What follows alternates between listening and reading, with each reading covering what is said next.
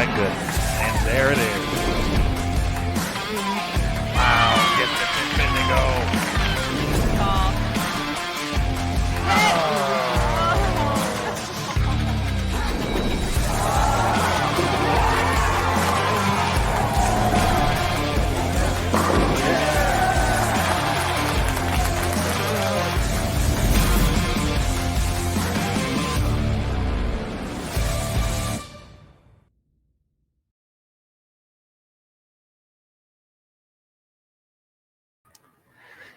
Hello again, everybody, and welcome back to Bowl TV for continued coverage of the 2021 USBC Queens. The Stepladder Finals pregame show is getting underway here. My name is Aaron Smith with Bowl TV, and we have an incredible lineup of guests. There we go. Already off to a good start.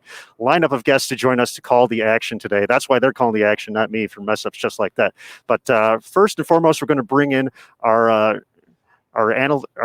color guy throughout the course of the competition here. Dave Lamont is going to be calling the action. Let's bring in Dave. First and foremost, hello, Dave. Hey there, Aaron. How are you? Better now that you're taking over the show after that intro. So, I've never made a mistake, so I don't feel bad. No, don't worry about it. There'll be plenty more goof ups. But we appreciate you joining us. We cannot wait for the show. And you are going to be joined by two Hall of Famers in the booth and past Queens champions in Kelly Kuhlkin and CDB. And let's bring them right in. Well, I happen to know these two reasonably well, too, so this ought to be a very entertaining evening working with two former champions and past and now current broadcast partners. So I'm delighted they're here because these two, Aaron, can provide a perspective that very few people in this business can, having won this championship and many others before. So I'm excited to hear from them, and I just wanted to ask, first off, how would you guys rate your runs at the Queens this week? And Kelly, I'll start with you. I have to say I'm slightly disappointed. I did very well through qualifying. I had one bumpy run there, but the first and third round were really great for me. And the way I played the lanes through qualifying, unfortunately, I didn't see the picture clearly enough in the matches, and I lost in the first two. So my run came to a quick ending. Disappointed, what can I say? But my start to the year so far has been really great so far, and I just want to move on and look forward to bowling the future events for the rest of the 2021 season. Carolyn, you had a very nice Queens in Reno. What do you attribute to getting as far as you did? Well, I was on a little podcast earlier, and basically Queens was my first goal for this year. Made some changes to my footwork, and when talking with Dell, I said if I am going to bowl in 5 or 6 events, I want to make sure I'm as prepared as possible. So I did a lot of work with just making sure my equipment was ready, changed a few things in my game, made sure my sparing was 100% on point. And I also had the help, Steve Jacobs and Matt McNeil helped me during the break, as well as Hank Boomershine on getting my equipment ready. But really it was just preparing and knowing that I am focusing for certain events. And I really do think the tournament last week in Cleveland got me back in that tournament mode, I guess you could say, especially with the mental aspect of it, on being patient, taking one shot at a time, and really just being ahead of the transition, which I'm terrible at. So thank God this week I was one step ahead, and I think that really helped. Well, it's funny you mentioned, and I'm glad to hear that you're finally bowling well, Carolyn. It's been a while. No, come on now. So you mentioned Matt McNeil, and he is standing by, actually. Mike Flanagan is also a member of our broadcast team, along with Kelly, along with Carolyn and myself. And Mike, if you have Matty Ice with you, go right ahead. Hey, good evening, everybody, and welcome in, Bowl TV fans. I'm here with Matt McNeil from Storm Bowling Products, tour rep out here on the women's tour. Matt, you got 3 players on the show here tonight. Tell us a little bit about each and every one of them and their attack on the lanes and the handful that you have here tonight and the job you guys have to do. Well, it's always a tough job. We got a very sizable staff, and we want to make sure that everybody comes in prepared mentally and physically and with a very good arsenal. So, the tour team works nonstop. Off the lanes, we put in more work than we do actually when we get to the event. So we've had a good tournament so far. Keep it going into today. Got a very good strategy, making sure the players are comfortable and they have a good game plan going in. We try to keep their minds calm, keep them confident. And I think you're going to see a lot of straight angles on this TV show. Hooking the ball definitely wasn't very advantageous, especially as the lanes got flatter and everything transitioned a little more. Lanes got a little cleaner. It just seems as the week went on, shaping the ball down lane looked worse and worse and worse. And I think that's why we have the folks we have bowling in the tournament left that we do. We have Verity Crawley, the number 5 seed, Diana Z. I'm just going to say Z because I know I would butcher her last name. So those two are going to bowl in the first match. They're definitely going to be very straight up in the lane, not playing a whole lot of shape, more forward hands. I don't know what ball we're going to go with yet. Otherwise, I'd tell you. But we got some good choices, and then we got some good step down choices after that. And then the number 1 seed, Julia Bond, once again, she's going to be playing the lane, probably straighter, if I had to take a guess. But she's been playing pretty straight most of the week until the match was with Kuhlkin last night, and that's actually on that pair 63-64, which played really tight. They kind of burned a spot there, and then Julia made a really, really great move. She got further left than she had gotten all week, went to a 900 global reality and was able to shape it a little more and come away with a really amazing win, being that she was down going into that last game there. Yeah, I want to just talk about the first match, and then we'll let you get back to it here. You know, you got two best friends bowling against each other. What's the dynamic there, and what have you heard from them? Oh, you know what? I try to stay out of that. I don't want to get mixed. I don't want to get mixed up in the inter-Europe relations. I want to stay out of that whole mess. But they're really good friends, roommates, obviously this week. So I think that's just going to be a really interesting dynamic for them, that they're bowling for a major title and they're bowling each other in the opening match. So I just think it's going to be a really great treat for everybody watching and for us as tour reps to see them succeed. It's probably the best part about our job is to see our athletes bowl well. Well, Matt, thanks for the time. Good luck to you. I'm going to bring in Chuck Gardner now next, everybody. Thanks, Matt. Thank you. Well, I look forward to that, Mike. Thank you. Thank you very much. What's interesting is we have, Kelly and Carolyn, some unbelievable storylines here. We talk a little bit about that first match. Diana has won this event twice, as you have, Kelly. And it's unbelievable to think that she could be just a part of history with a third, 2013, 2017. So it is a 4-year gap. Verity, on the other hand, has never won an event. You guys had to have your first wins. What was more difficult, getting that first W, the mental part or the physical part? Me first? Yeah. Dave, especially for me, my first win actually came against Carolyn at the U.S. Open in Michigan. And I had been on tour already for 2 years, made many, many TV shows and telecasts, but had not won. So for me, it was that mental discipline to overcome anything that I faced as a hurdle or anything along the way, and just rely on my skill and talent. So getting that first one under the belt, I think for every bowler out there, once they get that first win, it just exudes more and more confidence within themselves physically and mentally. And then it also builds that resume. Say, hey, you've done this before. So once you've won and you've won, you can definitely do it again. So the first one is a big hurdle to overcome, but once you do it, they get lower and lower to jump over.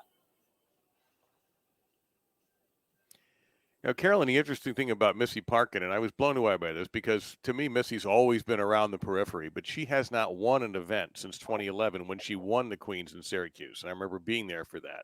And that just shocks me that a player that accomplished has gone so long without being in the winner's circle. Where do you see her mentally going into this final? I think Missy has always been strong mentally. She has a lot of confidence in herself and a lot of confidence in her game and what she can do. I think years ago when she first won, I think she was more hot and cold. And I don't mean that in a negative sense, but she'd have a few good weeks and then lull a little bit. Over the last year, when she was able to get back into during COVID, when she got back on the lanes and when she was training at home, she worked on making some physical changes, and I believe it's more with her steps and how she gets her ball started.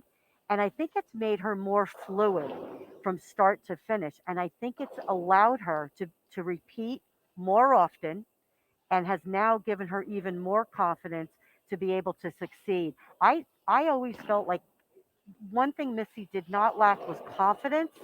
I think it was more on the consistency factor. And I think now, looking at how she's been bowling this year, she's ready now to take the next, like she said, the next leap. Yeah, and get back to being a contender again, which seems like, Kelly, that Liz Kuhlkin is always a contender. She's does have a major championship on her resume, which also Diana and Missy have. Where do you see Liz's game right now?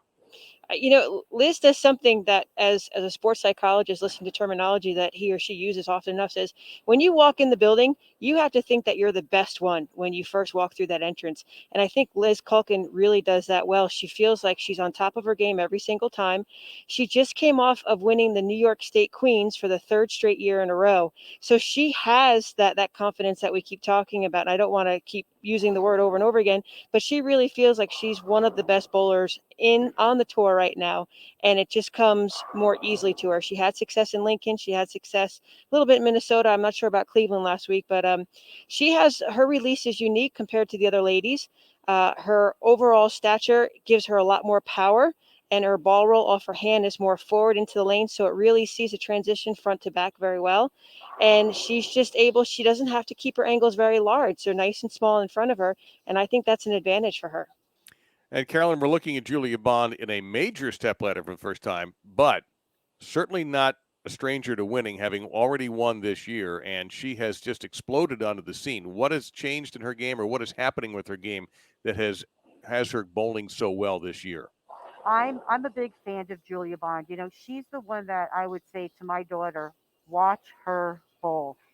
She keeps everything very simple. I think when she won that first regional title, it gave her that confidence. I mean, it really is a word that we're going to use tonight because all of these ladies have confidence. It might be a little different, and some may only have 50%, some may have 100, but they all have confidence. She keeps it very simple. She doesn't try to go outside her game. When I watched her bowl this week, from start, and I mean from qualifying to match play, Julia bowled well. She great spare shooter.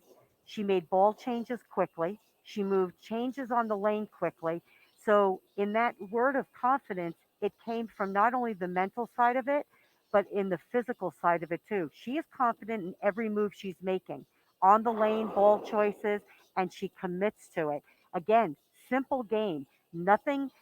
She's so fundamentally sound from point A to point B. She posts every shot. Yep. And that, again, just shows the training that she's done off the lanes as well as on the lanes. And I'm expecting her to do great things out here.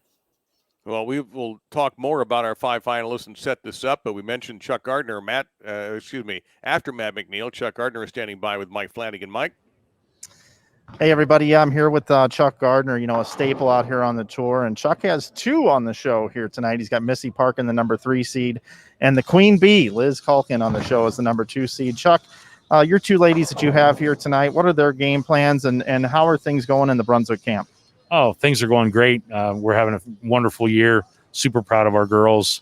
Their game plans are going to be vastly different. Obviously, Missy is going to do her best to stay to the right, and Liz is going to do her best to do what Liz does, get in there a little bit and stay soft and get her hand around it a little bit. So I think they're going to be playing totally different parts of the lanes, and I look for both of them to bowl pretty solid tonight. Well, being a representative of Team Brunswick, it's always good to get the win. And tonight's kind of a unique situation where if one of your players does get the bowl for the title, would have to defeat Julia Bond twice, as that is unique to this Bowl TV setting here tonight. Any sort of tips or what your thoughts are in regards to having to beat the number 1 seed twice? Well, I mean, I think it's really fair. I think it's really fair to have to do that. I don't love the idea that one of my girls is hopefully going to get there and have to beat her twice because she's a great bowler and having a breakout season already, and she's super, super tough. But, I think it's the cool thing about the event and the way it was designed originally. It's a double elimination tournament. And, over the past several years, the leaders only gotten beat once, even if they lost the title match. So it's more fair. And that's why that match with Julia and Liz was so important yesterday. And, things just didn't go Liz's way. Okay, well, Chuck, I appreciate your time here tonight. Good luck to you and your team, and good luck to your ladies. Thanks so much. Appreciate you having me. Back to All you right. guys. Thank you, Mike and Chuck. Let's talk for a second, Kelly and Carolyn, about what we're bowling on today, or what the ladies will be bowling on today, the pattern and how it's played all week. Kelly. To me, when I first saw the pattern, it did look very similar to the Minnesota event that we bowled. I think the distance might have been off by 1 or 2 feet. Volume was very, very similar. And if they saw the graph that's highlighted on the bowl.com website, the forward oil, I believe, is only 28 feet. So it's less than half the lane.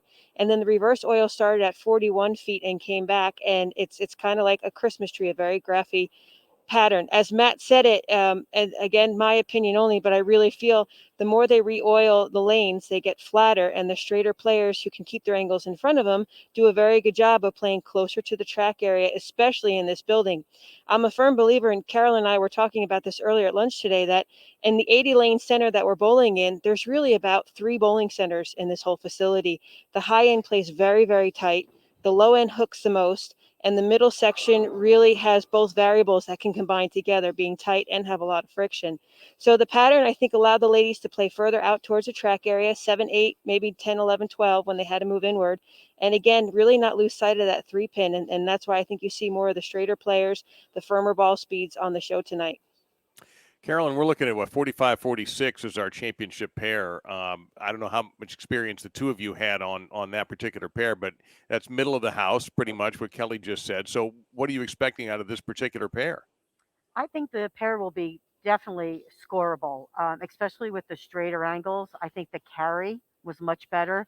Um, One of the characteristics of the stadium is it feels like the back ends, to me, always seem to get tighter and tighter and tighter as the week goes on. One of the keys will be to make sure your ball goes through the pins the right way. With the straighter angles, you'll be able to do that probably more with ball speed or just a little touch of the hand. But watching the girls practice, they're still using some surface. Again, playing straighter angles, except for Liz. Liz is a little bit further left, but I'm expecting good scores. I really am. Again, all of these ladies are confident. They've bowled well and consistent all week. They've made the right moves, which is why they're on the show. And I think we're going to see some good matches. Well, I tell you what, standing by, Mike Flanagan just checked in and told me he's got Julia Bond standing by. So let's go ahead and get Julia and Mike on our program here on our pregame show before the Queens. And Mike, it is all yours with our number 1 seed, Julia Bond.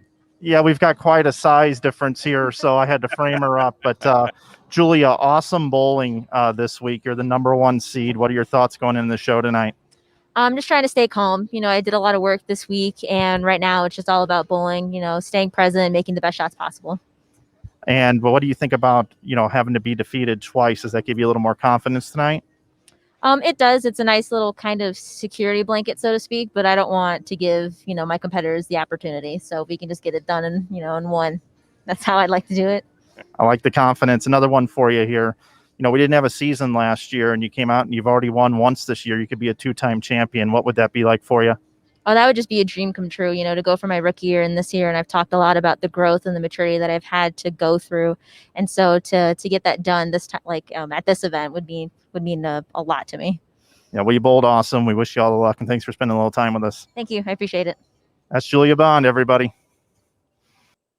All right. Thank you, Mike. Very much appreciate that. And thank you, Julia, for your time. As I mentioned, as our audience, I would imagine, but everybody knows, you two have won this event. Carolyn, you won it in 2001. What was that like for you? And can you go back and kind of take us through that victory? Well, I actually won that title against the person that's sitting next to me. So we've met. Well, I didn't want to bring that up. I figured I'd let you do it. In the title match. So I guess that's a compliment in a way, right? Yes. And we're still friends. So that's a I you're so funny. It 2001. It was at the time, WIBC was the pinnacle of women's bowling. I mean, everyone wanted to win a WIBC title at the championships as well as the Queens. So it happened to be our first event of the year. So it was a wonderful way to start off the year. And as you know, 2001 wound up being uh, just a crazy year for me. So it was the start of something great. And again, it was, adding another major championship to my resume. And again, it had WIBC on it. So it just was, I don't know. It's something you always looked to the people before you. Hmm. And it was like everybody wanted to win the Queens. It was part of WIBC, and Yeah. it was held during the championships, and you had to go. You had to be a part of it. And at that time, we had, gosh, when we bowled, uh, even before Kelly was on tour, we had 400 entries. I think that year we had almost 300 or 280. So everyone came to bowl this event. So it made it extra special. Well, Kelly, you've got 6 majors, and of course, this Queens event means a lot to you. Go through. I mean, is there one that more gratifying than the other? 2007, and then the one I remember, of course, the one I announced is 2010, the first of the women's majors that I did, and that was your splashdown year. Is any one of those two more precious than the other? No. Every time you win the Queens or have the opportunity to win the Queens, it's you get the pendant, you get the trophy, you get the tiara. It has special meaning for all those objects, the paycheck itself, but to be labeled a Queens champion is huge. I have to say, when I won in 2007, it was after my exempt year on the men's tour, and I really did not do very well out there. It was a big learning curve for me how the men broke down the lane compared to what I did. But I just come off a full season bowling against the best male bowlers in the world. So I think it just gave me a little bit more of an upper hand going into the competition at the Queens. As Carolyn mentioned, Sylvia Broyles was there, and the WIBC women. And they just, that word, they exhibit such prestige and respect. And it's just great to have that event and having that women's tournament and title all together. But 2010 obviously was the best year of my career, but they both have the same value because it's the tiara, it's the pendant, it's the title. Yeah, well, we'll see that given away tonight. And the current owner of the tiara is standing by with Mike right now. And Mike, if you are ready to bring in the woman who is, at least for the moment, the reigning Queens champion. I am indeed, Dave. I'm here with Dasha Kovalova. Dasha's our 2019 champion, and Dasha had a top 30 finish here. Lost to Josie Barnes. What was your experience like here at the National Bowling Stadium? It was great. Defending champion definitely got to my head, not gonna lie. But overall, it was fantastic to compete at the Queens again, and I'm happy that I'm still here and I get to see the person who wins this year's tiara firsthand. Yeah, you do. You did a nice job on the air, too, by the way. You might have a future in that as you join us on Bowl TV. I got to ask you, though, I know you're always disappointed whenever you lose. You don't like that at all, but you've had a terrific year so far this year. Can you kind of tell the fans at home a little bit about just your season and if you're satisfied with it so far? It's going okay. As you said, I'm never truly happy because I know I can be better, but I think it's going pretty well so far. I'm trying not to think about that I'm doing good because it makes me very nervous, but I just know that I have to work hard and everything's going to be okay. Yeah, we talked the other day about you being, elevating your game into being a top 5 player on tour now. Yeah. And like your eyes just got really big right there. You are a top 5 player on tour. Is there added pressure with that? Yeah, can't you see by my eyes getting twice the size that they used to be? I never thought I would make it this far, and it's really cool. Okay, one more for you here before we let you get out of here and we can watch the show. Yeah. Any predictions for tonight? Anybody that you think you would take to win? I know you were making predictions on the air the other day. Well, who do you like tonight on the show? I like everybody. If I could give out 5 tiaras instead of 1, I would totally do that. But I don't really have any predictions because it's truly anybody's game. And I'm just excited for the match to see who comes out on top. All right. Well, thank you, Dasha, for your time here tonight. Back to you guys in the booth. All right. Thank you, Dasha and Mike. Now, you both know I'm not going to let you guys off that easily. So we'll get to some predictions here in a moment. But based on what you've seen with ball reaction, style of play, the conditions we're going to be under tonight. Add the fact that there's only 5 players left and everybody knows what's at stake. Where would you rather be bowling from right now? Be in that 4-5 match and try to get on a roll, or do you want to be in where Julia's sitting, where they got to knock you off twice in order for you to not get the tiara? I'll say this. I've said this before too, and my mother always said it takes skill to make it to the show. It took a little luck to win a show from time to time, and I think because Julie has the advantage that she would have to lose twice, and if you go by the statistician, she out averaged the next highest person. Missy Parkin averaged 220 in match play. Julia Bond averaged 234, so she was 14 pins better each game in match play. So if I'm going to play the numbers and I'm going to bet on a horse, it's going to be Julia Bond right now. Carolyn, what do you think? Well, I hate to piggyback that, but my choice was Julia, and I'm going to tell you why. I was bowling close enough to her to watch again during qualifying, and of course, you could see the matches with the big scoreboard. I really believe she had the best consistent look from day one to the finish last night. I really do. She never really had to get out of her realm of what she was doing. She was focused. Again, she stayed ahead of the moves. She had her game plan, and it was the consistency factor throughout the house that I think amazed me the most. Is where she might have started a little bit right, where like we said, the high end is a little bit tighter. She started a little bit right, and then made that move immediately, and it worked. So I feel like she has a rhythm going and a confidence that really is going to make her tough to beat. When you're in that top position, or first or even second, how much are you watching what's going on, or how much are you just focusing on your own game and getting in some practice? I think, Dave, sometimes you're aware of your surroundings, and it might be a positive distraction. This way you're not too intently thinking about what's happening in front of you. Every time you roll the ball, you're processing the information. You already made a decision before you step on the approach to throw the next delivery. So if you have the awareness, it also gives you an idea if, like, okay, yes, the more straighter players are having an advantage right now, to think maybe my angles don't have to be so large, or maybe I should get closer to the track area. So I know Chris Barnes is a big thinker like that too, and I think to constantly have awareness is a good thing, because like she says, Julie Bond, the word for the year in college bowling too is stay present. I think you can still be aware of your surroundings, but when you're ready to bowl, you're in that present mode altogether. Yeah, Carolyn, were you peeking around to see what was going on in the other matches if you had to wait around, or are you just, I'm Carolyn and that's all that matters right now? I was usually over on the practice pair, practicing, but I did watch, not every frame, but I did watch probably more towards the end. The reason being is I liked to see whether one lane maybe was troublesome for the bowler. If they weren't hitting the left lane, that might make my decision on whether they would start the match or finish the match on that lane. Decision making as to how I would approach the match. So really, that's the only reason I would look, was probably to see if one lane was different than the other. Other than that, I was on the show with them, so I was ready to go, and going to try my best to make the best 10 shots I can. As players are about to shift over to the television pair, they're just finishing up on the practice pair. I've got to ask you both, and Carolyn, I'll start with you. Did you ever have either the greatest warm-up of your life and bowl poorly, or the worst warm-up of your life and bowl beautifully? Absolutely. There's your answer. Both ways. The year I lost the Queens, and I don't even know, it was hanging up there, 90 something or other.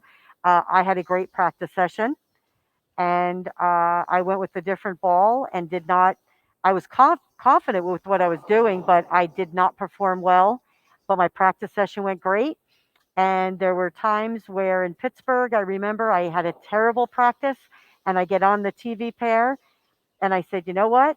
I'm making the move. This is what I'm going to do. And I wind up winning. So, yeah, it went both ways. I've had the same Kelly? experience. I've had the same experience. I mean, for me, it's all, I'm a very much of a field player. So my physical game has to feel comfortable. There's times where it's feel great on the practice pair and then awful on the other pair, because I often react physically to what my eyes see instead of just watching the shape of the ball going down the lane and make a decision based on the shape. So I combat myself physically a lot. But there's been times, it's always good. Now I feel like I'm combating tightness and fatigue and older age and body ailments more than anything else. So it's a 50-50 take every time. Well, She's not allowed to have body ailments. know. She's younger than me. she's younger than both of us. Trust me. You guys aren't even close to where I'm at right now. So you're both in way better shape than me. The Verity Crawley story, we'll talk a little bit about that during the show, but she endured a travel nightmare where for a second you wondered if she was even going to be able to bowl this year in the United States at all when she had a travel issue.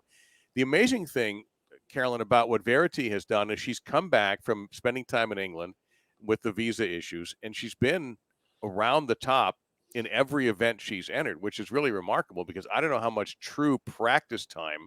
There were Instagram pictures of her like in a hallway and where she was staying that was no bigger than your shoulders almost. And yet here she has come, bowled well, and now she has an opportunity to get into the winner's circle. And not just that, but to walk out with all of the, the tiara and the pendant and all of that. And I'm just so impressed by what she's done.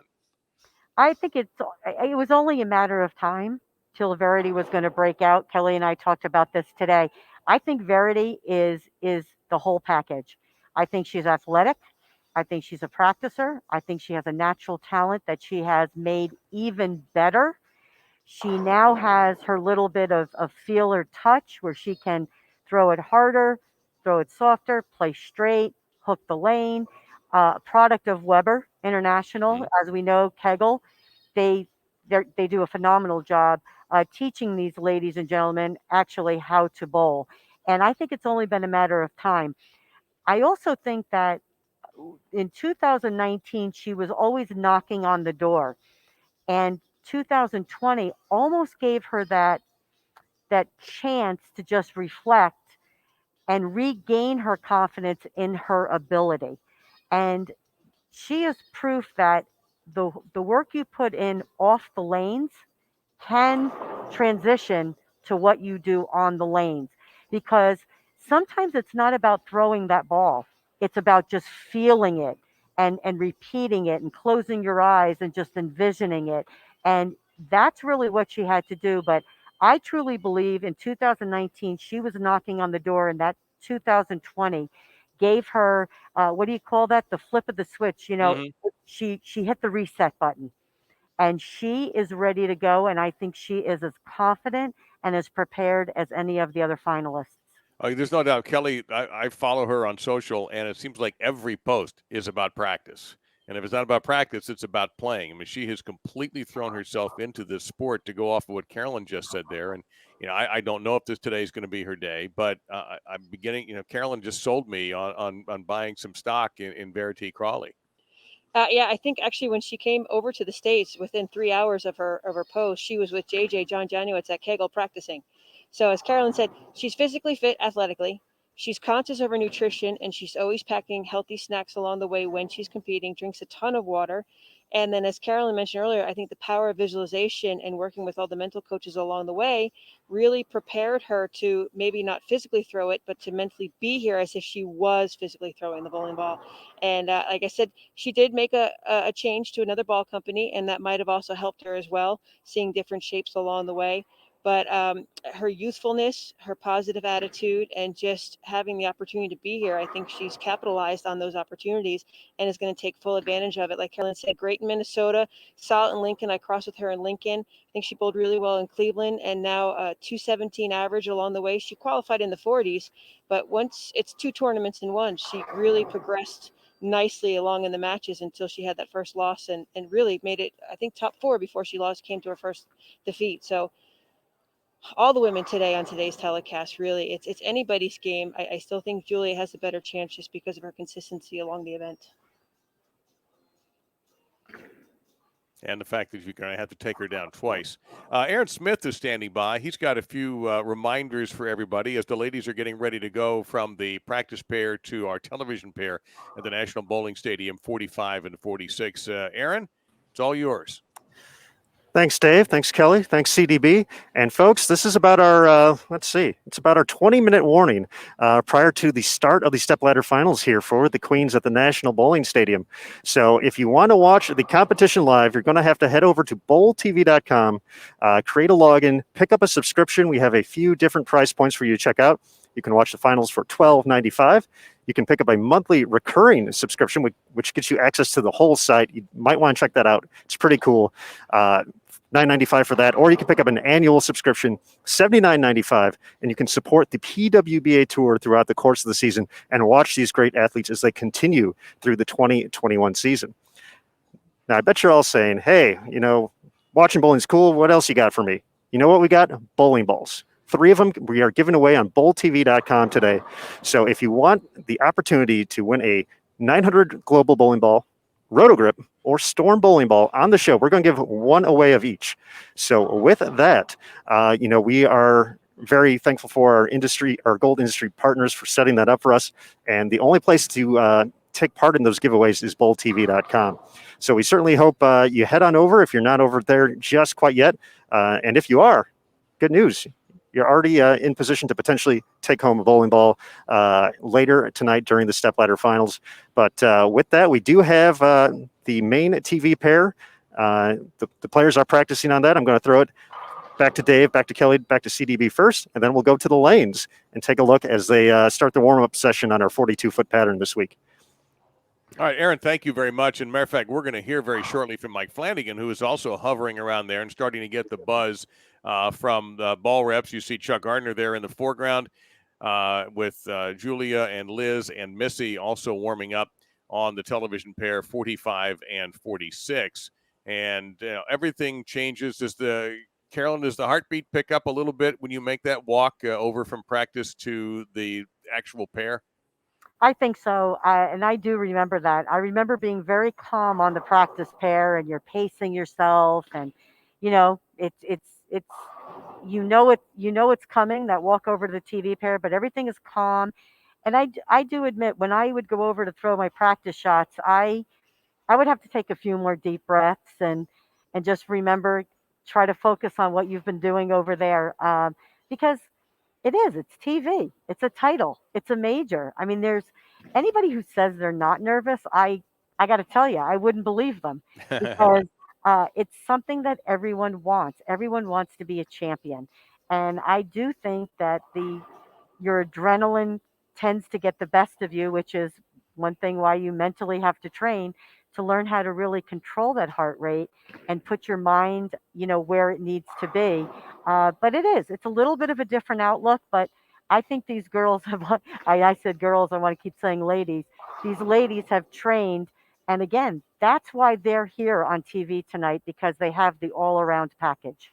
And Kelly, the advantage that they've all had, maybe not so much Missy because she bowled at Cal State Fullerton and didn't quite get the television run, but between 2 women who bowled at Nebraska and 2 women who bowled at Weber, they certainly became familiar at a young age with bowling on television. Yes, they have. Liz Kuhlkin, I believe, was on the team when they won their title. The same as I know Diana for sure. I'm not sure about Verity if the same crossing of the years, but they do have that victory. They do have that experience alone. Diana, I have to say, this is her 3rd time going for her 3rd title. She thrives on this event. Like, she really, of all the events we bowl every year, this is the one she goes for and wants to win more than anything else. She can have a resume full of about 5 or 6 titles or 10 titles along the way, but she really thrives on this event. She enjoys the pressure. And I got to point out, she's won her 2 Queens titles in the state of Nevada, here in Reno and also in Las Vegas against Leanne Holzenberger. Or against Liz Johnson when she won in New Orleans. So she thrives here in Nevada. But, Missy has won this title before. Liz looking for another major. Julia, her first major as well. And Verity just trying to sneak in and get her first title. I think all the nerves are on edge, and it's the one who makes the moves the fastest.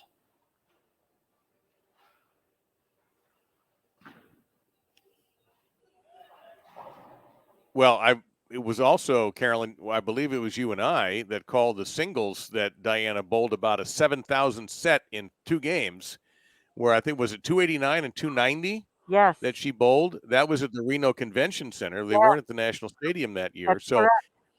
Yeah, no, I didn't, because I remember seeing, and I won't mention her name, but one of the competitors that she just, there's no other word. The only word I can think of is stomped. And the woman was emotional about it. And I almost went up there and said, what were you going to do? Yeah, right. You would have almost had to bowl a 300 in order to beat her. I wouldn't be that upset. Yeah. I certainly wouldn't be mad at yourself, but so you're right. And one of the things I think about Diana is she's a little bit of a ham, and I mean it in a good way. She does enjoy this kind of environment. She's very outgoing. She is not I mean, all of these women are experienced with media and television, but I think she's the one that really is in love with that spotlight. She was ready to win it after the first 10 games of qualifying. Like, her attitude was like, hey, I need this. I need this ball. I need to know what's going to be from here. Like, she was constantly prepping and preparing for what was going to happen, or try to outguess what was going to happen. And she was looking for that perfect shape. She was looking for that right surface. Some side said shinier, others said dull. So she was really trying to work through a lot of different questions in her own mind as how well she could be prepared to get to this spot. So she does. She really can't say enough how much she loves this event and just builds off of it. Well, Mike Flanagan, I know you've been nosing around there trying to get with some of the ball reps with Chuck and with Matt and anybody else to get some intel about how this pair is already breaking down. Do you have anything for us? Yeah, Carolyn, Dave, Kelly, and Aaron. There's two things that I'm looking for here tonight based off what I've found out. The first thing is lane 45 is the tighter of the two lanes. That's what I've been told consistently from the players and the ball reps. So watch lane 45 for 2 pins, head pins, 1, 2, 4, 8, 10s, things like that if they gas it a little bit. The other thing that I think is interesting tonight is the players in the first match. They obviously like to hook it a little bit more. And we haven't seen this much traffic go down the lane in quite some time. They're going to have 8 total games bowled. So if one of those players early on that open up the lane a little bit more, as the outside players break down the outside part of the lane, can somebody get hot? Can somebody run the ladder here tonight and make the lanes pretty tasty for themselves to be able to get out there and make a run at being able to defeat Julia Bond twice tonight? So those are the two things I have. The amount of traffic on the lanes, 8 total games here tonight. We've only been seeing through all of match play 3 games. And then also that left lane, we got to see if it does play tighter like everybody thinks. All right, Mike, thank you so much. And we'll look forward to hearing from you throughout our telecast. We are about, about 10 minutes away from that first match, which will be Verity, Crawley, and Diana Zavjalova. Now, you both were leaning toward Julia a few minutes ago. We've watched them practice. We've seen the reaction. I know you guys are already calculating the reactions. Other than Julia, who's in that favored nation position right now, whom would you think can take the tiara tonight? Kelly, I'll start with you. My personal opinion, I think Liz Kuhlkin, just for the reasons that Flanagan had said, Mike had said. The straighter players are going to break them down right to left and keep chasing it inward. I think Verity might get fast, and when she accelerates, she misses to the right, and missing right down lane was not good all week long. So the ladies that keep it in front are going to be better. But because more friction is built in, there's 5 bowlers warming up right now. More games are going to be on there, more lineage. I think Liz Kuhlkin has really good role that when she gets a little bit left to right, she's able, again, firmer ball speed, keep everything right in front of the 3-pin, and have success. And her ball roll sometimes, I think in this building, you can have the lighter shaker shots carry better than the high flush shots. So if anyone's going to have a chance, I would say Liz Kuhlkin going for that and beating Julia twice. All right, Carolyn? I'm going with Diana Z. The reason being is she, I think, had the second best look where she didn't play to the right of 5. She stayed around that 5 to 8, 9 area for longer than I thought she would stay there. She can increase her ball speed naturally to stay on top of the pattern. She also has numerous ball selections where she is looking for that smooth arc motion to allow her to be in that part of the lane. Again, she's using surface to calm down the back end. Again, she has great ball speed when she needs it. But yet, if she has to make that move left into the track, she can soften up her hand and get around it a little bit. So I'm going with Diana. Well, I'll tell you, I don't know if I should make a prediction after listening. I'm going to let those two sit there because Diana, of course, we're sort of discounting Julia because of the situation she's in. If you're not aware of it, Julia is sitting in the number 1 position. Should she win her match against whomever comes up against her, then it's over. And Julia will win her first major and second tour title. However, should the other player beat Julia Bond, then they will have a final match, an ultimate match, to determine the USBC Queens champion in Reno. So it's a unique situation for Julia to be in. I would have to think that any player would take that deal in the number 1 seed, knowing that there is a little bit of an out if you're not on your best game and maybe the lanes aren't in your favor. So it's going to be a fascinating watch here for me, because you've also got, we haven't talked much about Missy in a while, but you've got a former champion who is, I can't imagine, as competitive as she is and as devoted to the sport as she is, both on the lanes and off in the bowling business. What it would mean to her to break a surprisingly long losing streak and win her second major. It was 10 years ago. And I remember bringing her husband Drew out because we had some time to fill on the broadcast, and now they're parents, they are owners, and I don't know about personal satisfaction, but I would bet that maybe from an emotional point of view, it might mean more to her than to anyone else of those five. I would think so too, Dave. I mean, Drew is her biggest fan, as well as her mom and dad, her entire family. And Missy's a smart young woman. I mean, she's the term entrepreneur is definitely, by her pictures, by that definition. With I think 8 pro shops now. They just bought the bowling center down in San Diego. She's constantly investing in her future and looking out for her child along the way. She's invested in this tour for the entire time, and I've roomed with her before in international trips too. I mean, she's practicing 5 days a week. She's giving lessons 4 days a week. She is enthralled and or engrossed in bowling 24/7. You know, from being a physical player and a professional bowler to also being in the pro shop and giving lessons, and now an owner of a center herself. So I think it would just, she's been knocking on that door. She really has, and the hinges keep loosening up and loosening up, and she's ready just to blow through it. So I think for sure it would mean more to her than anyone else on the show today. Well, what we have here is 5 great stories. We have major champions in Liz and Diana and Missy. We have Julia Bond with a win. We have Verity, Crawley, having survived a travel nightmare and wondering if she would ever be able to bowl in this country again, or when she would be able to bowl in this country again. And here she is in position to win and make her first PWBA title at the USBC Queens Championship.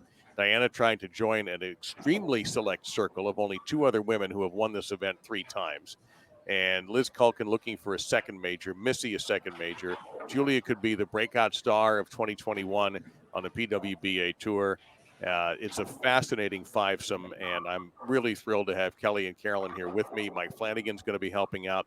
So stand by, everybody. Want to remind you that we're going to head over to Bowl TV exclusively for the show.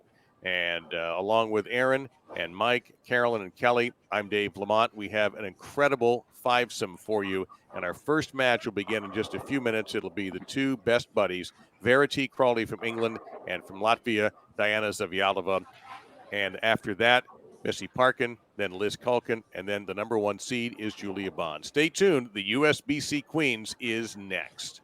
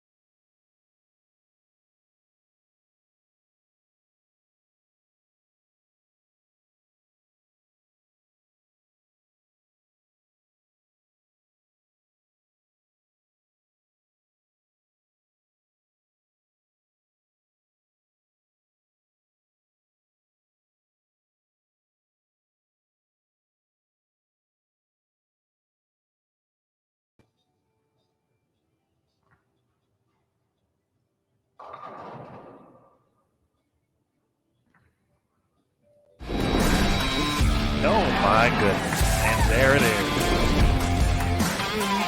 Wow, gets it to spin to go.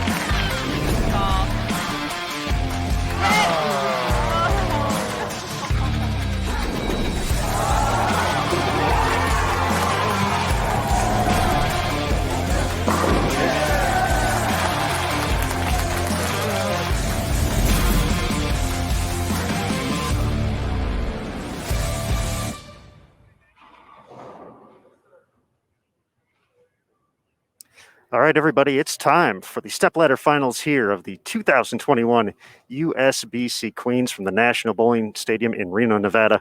We're going to throw it over to Dave Lamont once again as we head out to the lanes. Dave, welcome back into the show. All right, Aaron, thank you very much. And hello again, everybody, and welcome to what we anticipate to be an absolutely spectacular evening of bowling from the National Bowling Center in Reno, a real capital of this sport, and where so many great events have been held.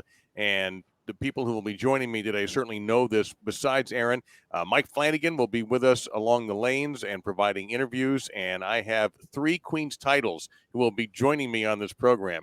The owner of one of them, Carolyn Doran Ballard, and 2-time champion Kelly Kuhlkin. So we've got experience and so much championship knowledge on this broadcast. And ladies, here we go. Now it's time. And we talked a little bit. There you see the embrace between 2 besties, Diana Zavjalova and Verity Crawley. Verity, the number 5 seed from England. Diana from Latvia. But they were college teammates at Weber in Central Florida. And we begin on the left lane with Verity Crawley to begin the Queens finals. And if there were any nerves, she didn't show any at all. Yeah, Dave, she kicked off the match pretty good. I think she's throwing a urethane ball on the left lane to start off the match itself. A lot of surface. Urethane tends to read very quickly in the front, does not change direction very fast. So, again, straighter angles through the front, be able to control the pocket more consistently. And here is a 2-time Queens champion, Diana Zavjalova, looking to join only 2 other bowlers with 3 Queens. And mixed them up, and Diana gets an opening strike as well. Diana actually playing close to the same part of the lane. She probably threw that one. I mean, it looked like she threw that one a little bit harder than she did during practice because we were able to watch them a little bit. But again, that could be a little bit of the nerves. I mean, first shot for a major championship, so. I mentioned the other in company. We should tell you that they're PWBA Hall of Famers, Mildred Ignizio and Wendy McPherson are the only other players who have won this event 3 times. I've met Millie. She's great. I love her attitude. Nope, got one left on the deck. That one might have just gotten a touch high for Diana on lane 45. Yeah, Dave, I'm going to watch the hash marks down the lane or the indicators just to see where the breakpoint consistency was. With the pattern being, I think, the 42 foot, it's going to go about 2 or 3 feet past that last hash mark as it starts to change direction towards the pocket.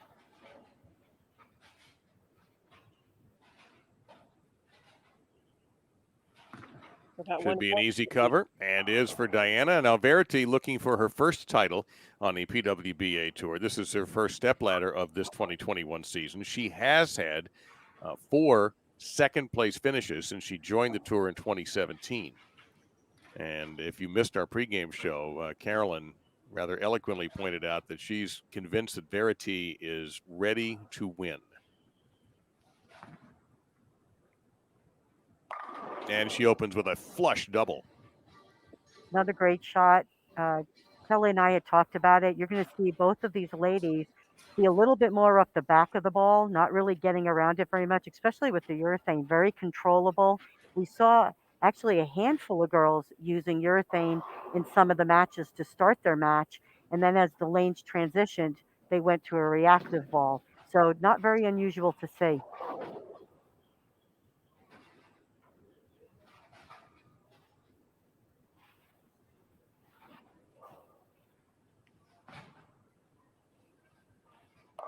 Oh, and that dove in very quickly, and she is fortunate to have only 1 pin left on the deck. All the women start around that 6, 7, 8 zone. So there's a lot of traffic there right now, a lot of friction already built in early. And again, I said the forward oil only goes to 28 feet. So it's a lot of reliable on that reverse oil trying to create hold in the mid part of the lane before the ball really starts to change direction. Now, during the pregame show, Mike Flanagan mentioned that the intel says that the left lane was tighter. So we'll watch for that throughout the day or throughout the evening. We'll see how Diana responds on the right lane.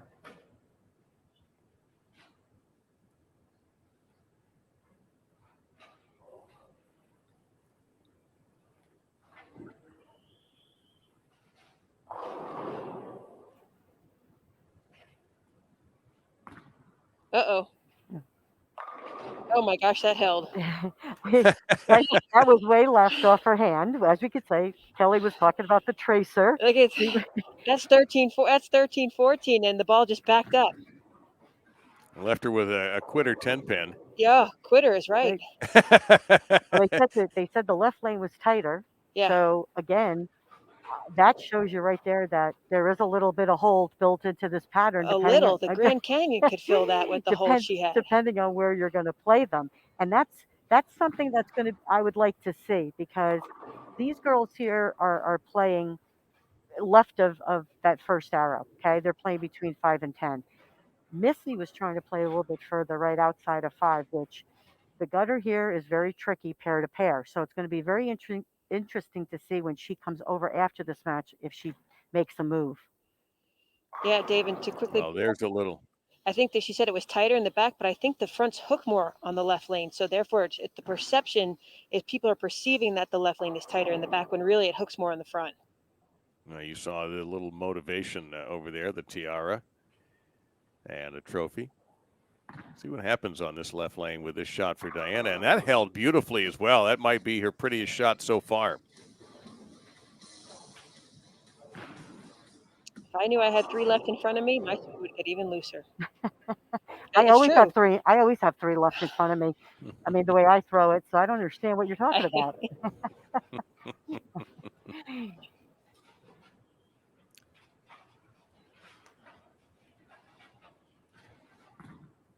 It's a good shot.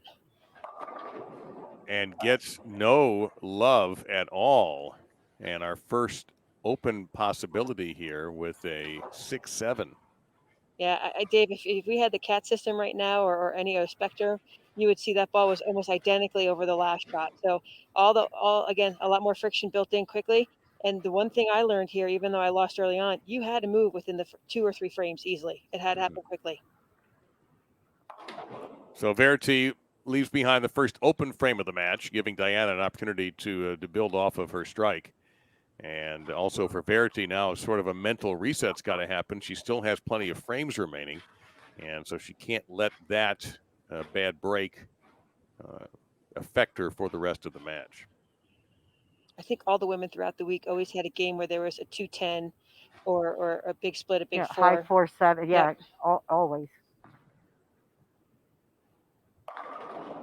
Oh, and I'm sure she liked that one when it came off her hand, but she doesn't get the 4-pin knocked out. That ball looked like it hooked up just a little bit earlier, too. Not as much as her last shot.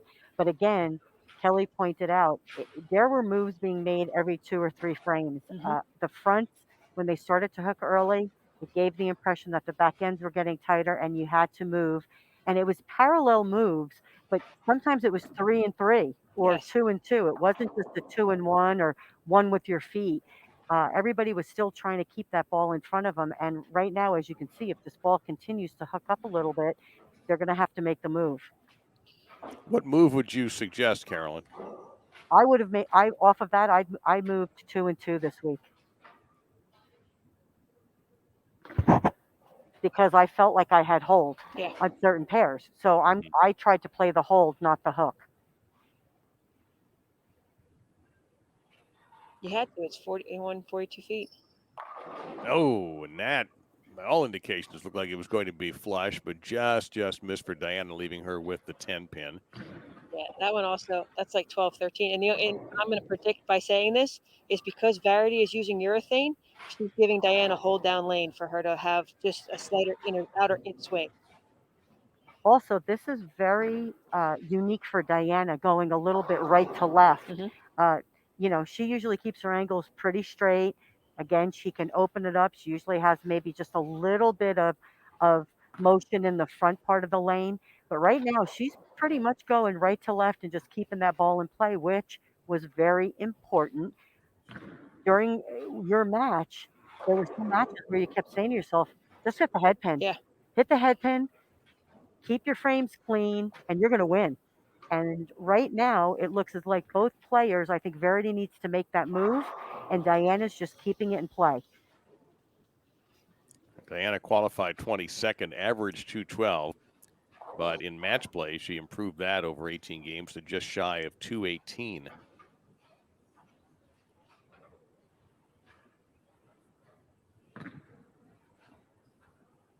Yeah, she liked that one, and understandably so. The 9-pin late to the party, but it took a beating. And a big strike for Diana on that left lane. Yeah, there's that tracer. So that tracer ends at 43 feet. So right a foot past that ball is really just slowly shaping up to the 1-3 pocket. No left-handers made it through. Shannon Plahowski, I did. Yeah, Verity made it in the top 63. Yeah. And we have a ball change here. Yep. Oh, I know what she went to. Shaker 7. So immediately she goes from urethane to a very high RG reactive bowling ball. So there's that length out there, very late turn towards the pocket. And the 7 pin, I think, was the most common pin this week in comparison to the 10 pin for the right-handed bowlers. If the ball just didn't go through the pins the right way, it was a very common spare, more common than the 10 pin. Now, Verity qualified 41st, averaged at 206, but earned this number 5 seed by 18 games of match play, 217.5 her average. And of course, she and Diana and Missy Parkin had to slug it out along with Erin McCarthy for the final 4 spots last night, with a situation where the fourth lowest score was eliminated. And unfortunately, that for her, that was Erin. And then Missy earned the 3, and Verity and Diana 5 and 4 respectively. Well, what do you guys think of the ball change? I think it's going just a little bit long, but as you can see, she's moved a little left. She has her angle just going a little bit right down lane. And again, if she continues, one of the moves on the light hit was really not with your feet, but almost your eyes one left to keep it just a little bit more in front of you. So I think you're going to see a subtle move off of those 2 hits, but I think she had to change balls.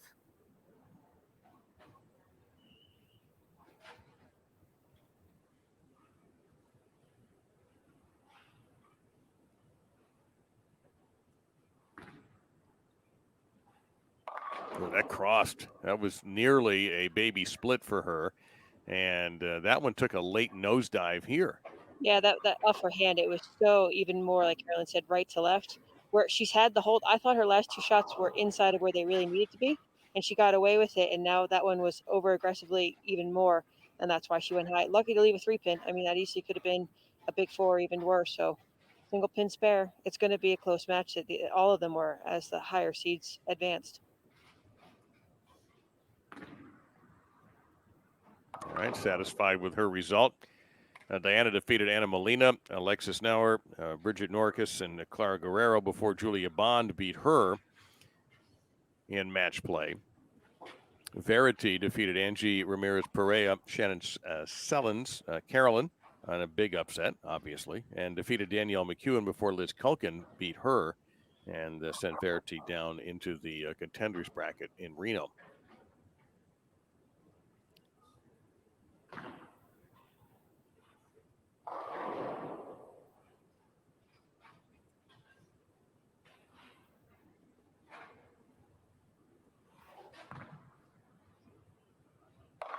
That didn't look good at all, and she is going to pay a heavy price with One of that the split. one of the things that Diana is very good at is, because I see her practice at home at City View Lanes every day. She does not use her upper body at all. She dives forward into her shot and she uses her legs. Her last two shots, she's used a little bit more of her upper body. And again, that could be two things. It could still be a little bit of the nerves. I mean, you know, it's TV. You're going for a major championship, and the lanes are transitioning now. So again, it's one of those: are you going to be ahead of the move or not? The other thing I would say for Diana is she needs to reset and just say, you know what?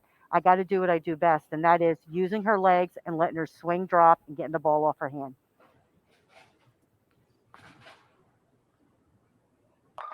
That's a great looking shot on that right lane for Verity Crawley, and she takes complete advantage of Diana's open frame. Yeah, she's 11-12 at the arrows. Again, right at 10 at the break point, and where the ball was light the last time, I think Carolyn was right. She probably paralleled either a 1-1 or a 2-2 and got closer to the head pin. Yeah, what an opportunity here for Verity to be the first player to triple in this opening match.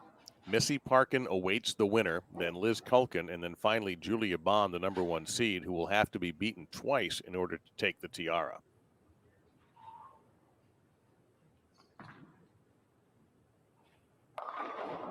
What is it about that left lane? That's a good point, Dave. You know, as I'm watching the reaction, okay, so when I looked at the graph, and I know I shouldn't get too analytical with the numbers, but where the graph drops off was for that 7 and 11 to 12 zone. So once you got to 11 and 12, it was flat straight across the arrows at 28 feet. So once you get flatter, you have to create a little bit more steepness or a little bit bigger angle through the front to create a little bit more hold. And I'm not talking a lot of angle, just a little bit more, but maybe go now the 2-1 or 3-1 and get the ball to roll early in the mid lane to get it to shape up sooner. So that's what I saw on the graph. 3-6-10 or 3-6-9-10 is a tough spare to make. Well, and it wasn't made. So Verity gives back the gift that Diana gave her. And now as Diana gets into her 9th frame, low scoring opening match. Verity's best is a 199. And this match appears to be coming down to the final frame. I'm assuming the winner buys dinner tonight too. That's my guess. Well, it certainly wouldn't be fair to make the loser buy it, that's for sure. Flush shot for Diana Zavjalova when she needed it the most. She needs 2 and 6, yep, in the 10th. Much more sturdy, as you could see right there. Very little upper body movement, great shot.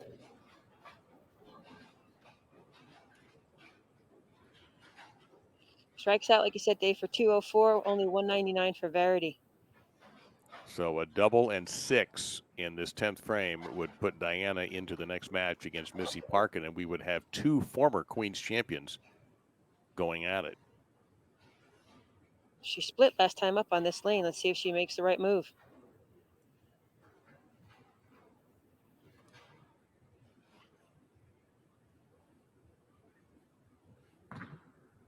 It's got a hold. It happened again. Yeah. It's the same split. Yeah. You can't. On the same lane. Unbelievable. As strong as that back end motion was the last time she was up on this lane, that easily had to be probably at least a 4 and 2, Easily. 5 and 3, 5 and 3, somewhere around there, and get closer to the head pin. And that was the key to this week, is those moves needed to be made a frame or two beforehand. You really needed to stay ahead of the transition because there were a lot of splits. When you went high, it was a split. And again, like Kelly was mentioning, you do need just a little bit of angle, but it doesn't, you're not throwing it to something. You're just creating, you almost were letting the hook in the front part of the lane get your ball to the spot. And then again, it was a smoother motion on the back. So Verity Crawley only needs 4 pins to advance to the next match against Missy Parkin. And going back to the comments in the pregame show, Carolyn and Kelly, you both thought we might have a high-scoring set of matches. Obviously, this first one didn't meet your expectations. What's different when we actually got to the games itself, as opposed to what you thought might happen? Dave, lanes transition in 2 shots, 6 shots, or 12 shots. They're constantly moving. And, like I said, with Carolyn's point about going high, very seldom did you take a 4-pin. So the moves now, once the track area broke down where all 5 women had bowled in practice now, the move has to be now to another zone. There's no way of staying close to that 10, 11, 12 area or 9, 10, 11 area, even with urethane or weaker bowling balls. Now it's got to jump into 14, 15, 16. And I think that's what we're going to see. Missy's still going to try to attack it straighter, but I think Verity might go to a stronger ball right now and jump left and see what's there on her fill ball. And as you all can see, pardon me, that she has changed balls again, already having known she was going to win the match. So it's time to play scientist here and see if she can come up with the right combination. Yep, there's a move right there. 14, 15, stronger piece. So Verity Crawley is going to move on in search of her first PWBA title, and it would be a major, the USBC Queens, as she defeats her dear friend Diana Zavjalova, a former Weber teammate. We also have 2 Nebraska former teammates on this show today, and Liz Kuhlkin and Julia Bond, and they may well meet for this USBC Queens Championship. But it's Verity Crawley who is moving up on the ladder.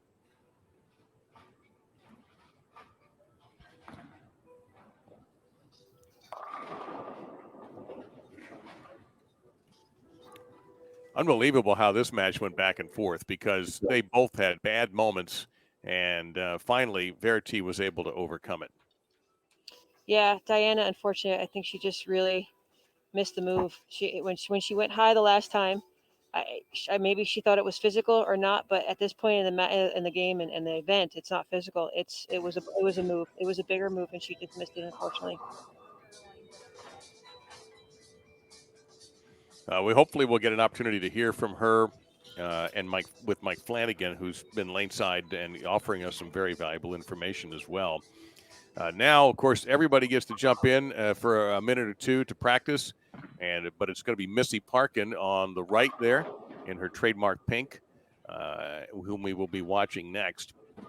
And I guess, Carolyn, if you could get into Missy's ear for a little bit, having watched that first match, what's your advice for her? I don't like the outside of 5. I don't think the gutter here pair to pair, the gutter is not consistent. I would, with her ball speed, I would move immediately into the 8, 9, 10. I'd give it a few shots, and if not, I honestly would jump right into the track area. That's where the move is. I think it's very hard to stay on top of it, especially with someone who's been through urethane a little bit in the beginning of the match. But again, if she's going to do anything and try to still stay with that 6, 7, 8, she's going to use her ball speed to keep her angles in front of her and to keep the ball in play.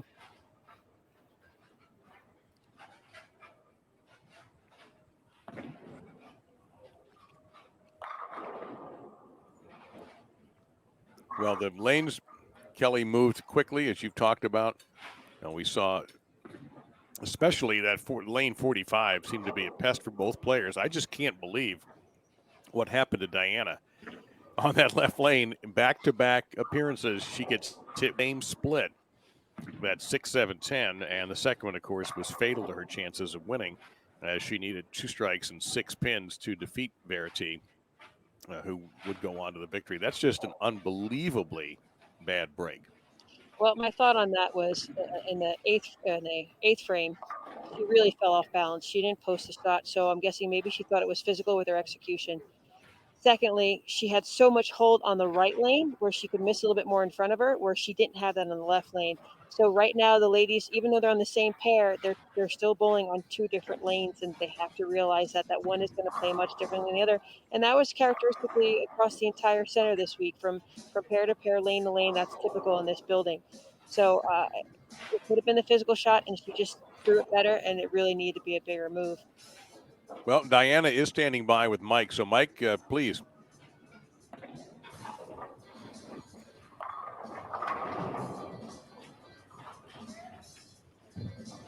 Hello. Hi, Diana. Well, hi there. I didn't realize I thought Mike was handling this, so he's taking a break. That's Diana, what I thought too. Yeah, well, maybe he just was. Maybe he's afraid of you. I wouldn't be. Well, we were just talking about what happened in the left lane with the 2 splits. What do you attribute that to? I threw it really good at 10th frame. I thought I had it.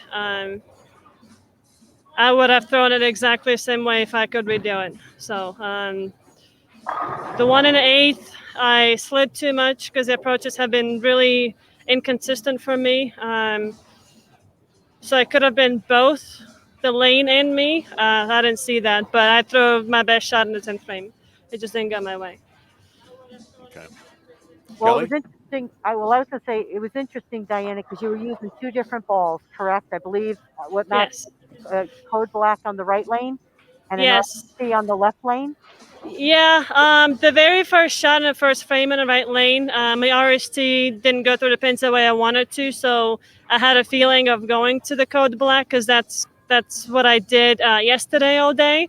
But then I stuck with it, so I threw a couple more times and didn't go through the pins, and then it was the right move when I went to the code black.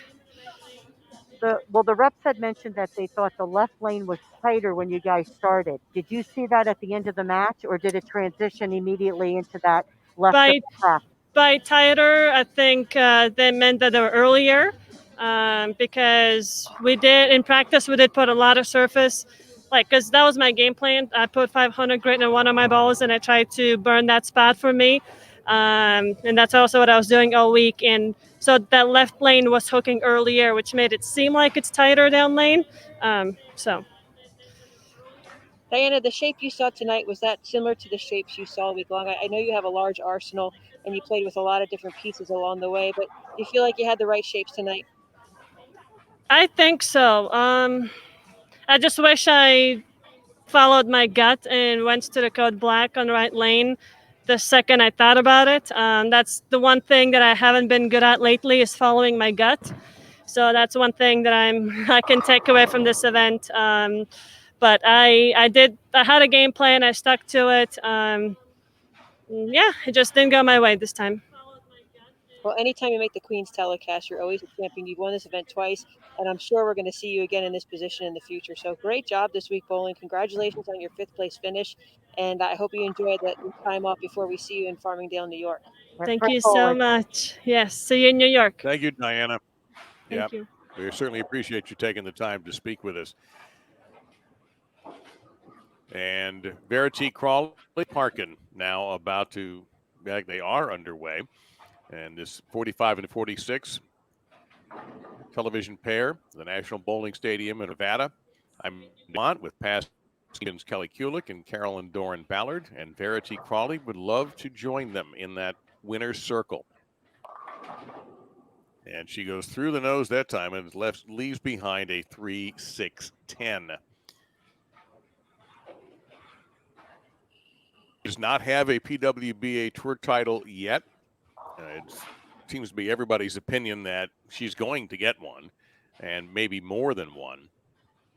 And she made a ball change. She does have a sleeper back there, which I didn't see from the lower angle, and she missed this earlier. We had a match almost about what wasn't done than what was done. And she misses it again. This time chops right through it and takes out the 9. So a bad start for Verity on the right lane. I think anytime you had a multiple pin spare to make this week, it was very challenging. And plastic always is going to go straighter and not change direction too much. But at any time a sleeper was there, this pattern, as tricky as the moves were trying to control the pocket, imagine how tricky they were just trying to spare the 2-8 or the 3-6-9-10 or anything with the sleeper. Getting way deep now. Moved there to her left, didn't she? Yeah, she did. Remember, I said, Dave, right at the end that there's going to be a zone change, and Verity's right now to that zone. She's in that 15-16 area of the lane right now, and that's where the players progress. That's how I progressed through as the matches or as qualifying went on, and now that's exactly what the women are seeing.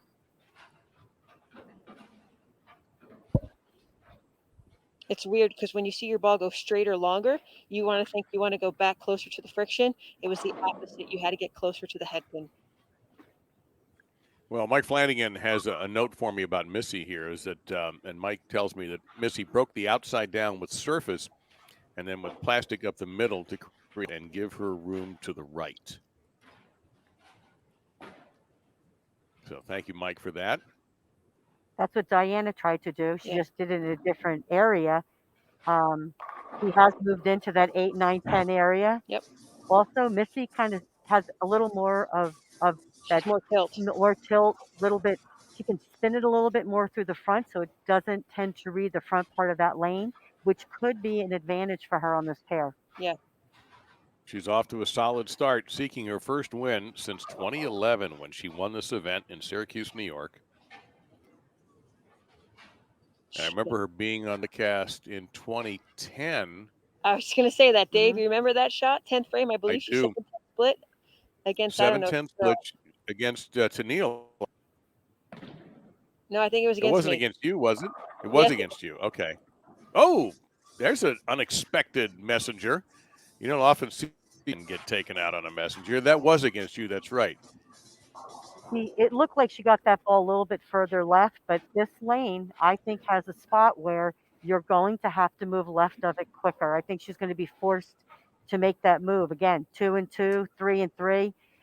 She's going to use her ball speed to her advantage, but this left lane is going to be the deciding factor in some of these matches. Oh, no. My. Yeah, that's the church that nobody wants to ever go. So don't worship this church. 15-10. Okay. And the ball motion looks really good. I mean, the shape down lane, it's not violent. It's not too early, but that's just a larger move. There's, again, the flatness of the pattern is starting to peek through and see it from, I believe it was from 12 to 27. So same thing along the way, somewhere around there is where that flatness of the pattern is. And I have to jump even further, deeper inside. The other option that I did see some of the ladies use, actually Julia, I'll use her as the example. She chased it left, but she actually went with balls that rolled in the middle part and were much smoother on the back. She didn't go with higher RG balls. So again, I think it just depends on how you have to play them, where Verity does like to have a little bit of angle. Looks like she made a ball change again. She went to the weaker ball, went back to the right, and flushed 10 pins straight back. So we'll see how she plays and moving forward in this match. Well, I knew she was making a ball change when she disappeared from the screen. That's always an indication. Yeah. What's for dinner, Dave?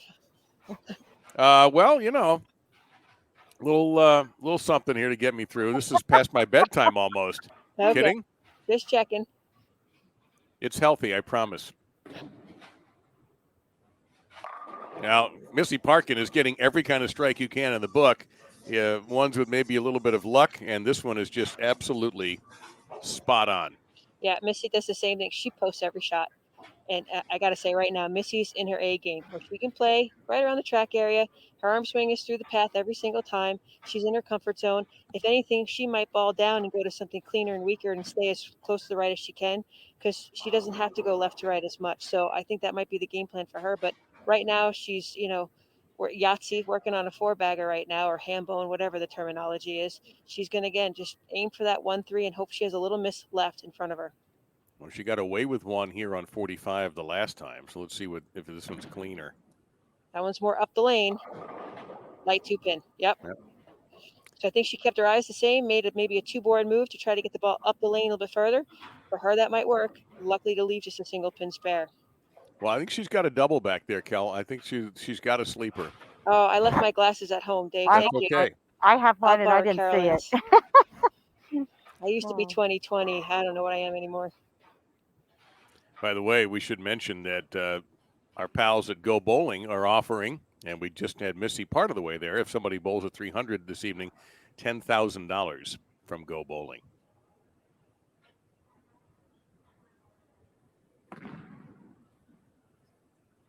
All right, routine. Professionals make that shot look so routine. It's not that easy, but at this level, that's not a high percentage miss on those sleepers. But Verity struggling, as you can see by the score. Her last shot was absolutely perfect with a ball change.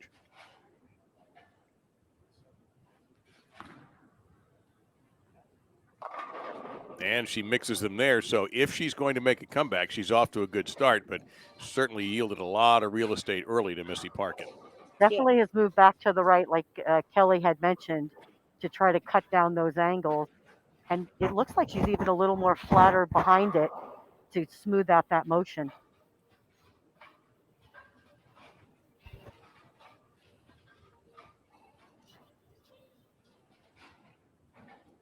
See if she has the left lane figured out more consistently.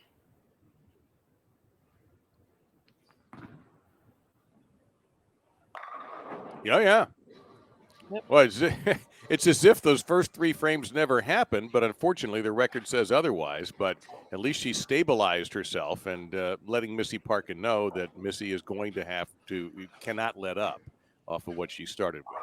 Yeah, with a bigger ball change, you would think it's going to force you further to deeper angles as well.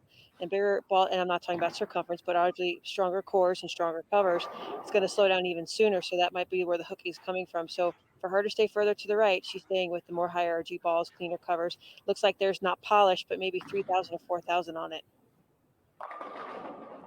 We thought there might be a messenger there, but it looked like it headed behind the 10 pin for Missy. Yeah, she's really in the driver's seat right now. She's doing a great job as always controlling that 1-3 pocket. See, the 6 pin just falls gently in front of the gutter, in front of the 10 pin. That pin bounces off the sidewall, but just not the right angle to have the messenger take it out. Missy is a very good spare shooter.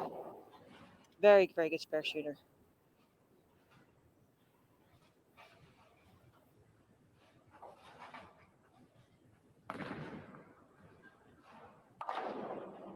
I wonder what little Drew is saying at the TV right now watching home in California.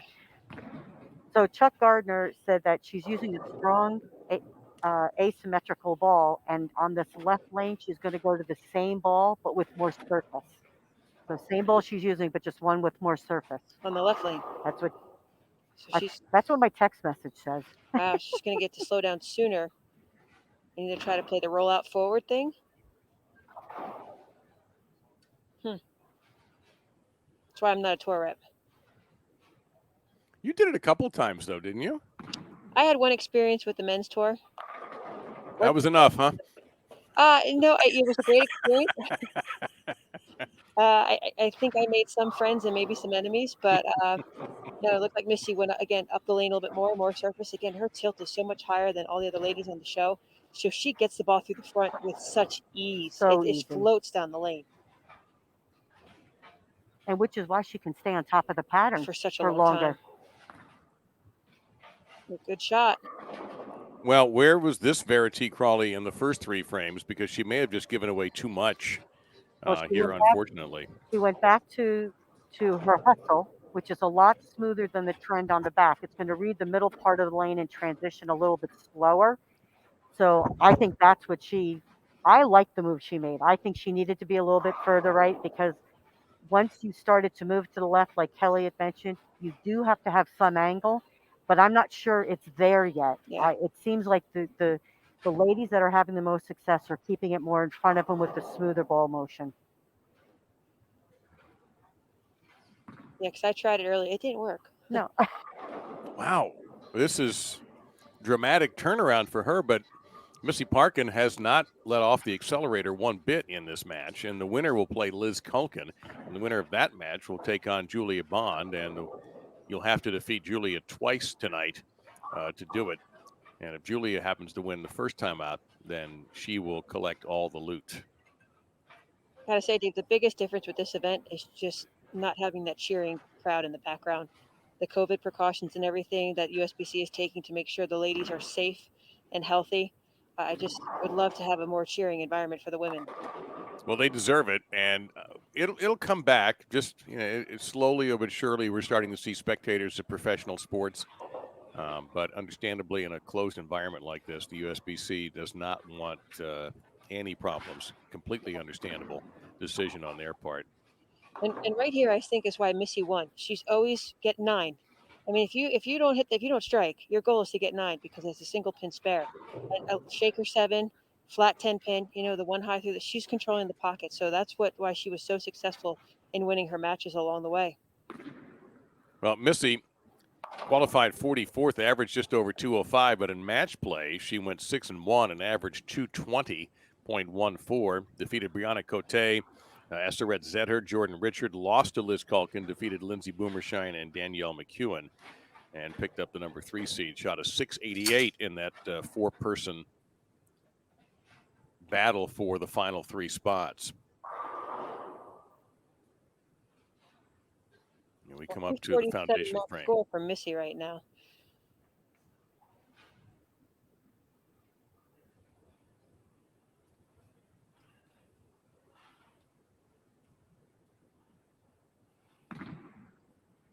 Looks pretty good. Oh, nasty 4-pin.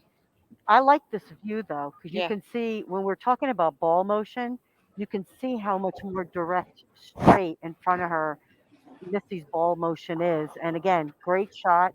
I agree with Kelly 100%. On some of these pairs, I was telling Chris Schlemmer earlier today, some of these pairs were brutal. I mean, it was 190 game. You were like, oh, thank God, let me get to the next pair. But it was all about what Kelly just said. If you weren't striking, make your spares. Just you weren't going to lose pins on the field. You were probably going to stay close in your match, because if it was tough for you, it's probably tough for everybody. Yes. Just some pairs had that, like you said, blower 7, flat 10, fill frames, and then you kind of catch your double here and there. And the same Verity's not out of this, is she? No, not at all. I didn't think so. We saw women shoot 160 and then shoot 279. She can punch out for what, 241 if she goes off the sheet? That's correct. Yeah.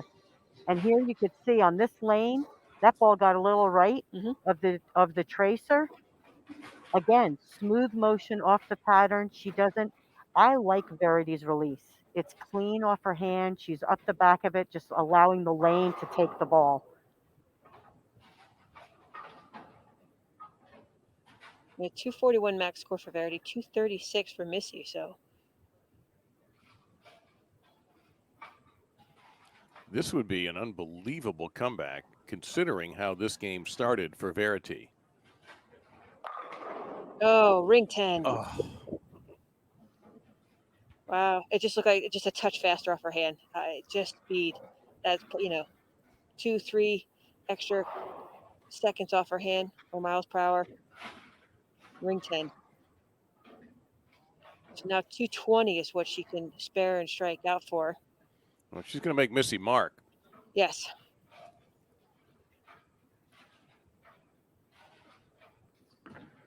Which Missy, she hasn't missed the on the right lane at all yet.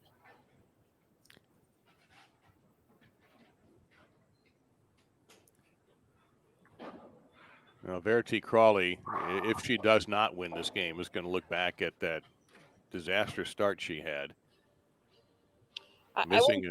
Go ahead. I wouldn't fault her too much, Dave, because she threw the fill ball with the stronger equipment, and it looked good. But then as soon as it hooked even more, so I give her credit to being smart enough to get back to the right as quickly as she did to even force Missy right now to mark that frame. Yep, 220 for Verity. After shooting at 190 the first game? Yeah. No. Did she shoot 190 or 180? 180, yeah. 197 was her first score. She improves, but may not advance.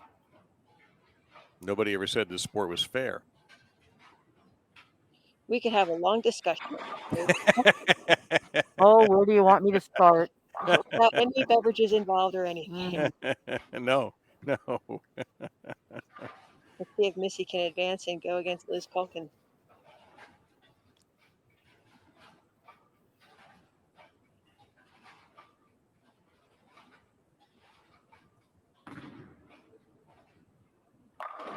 No, that's just a clutch shot from a champion right there.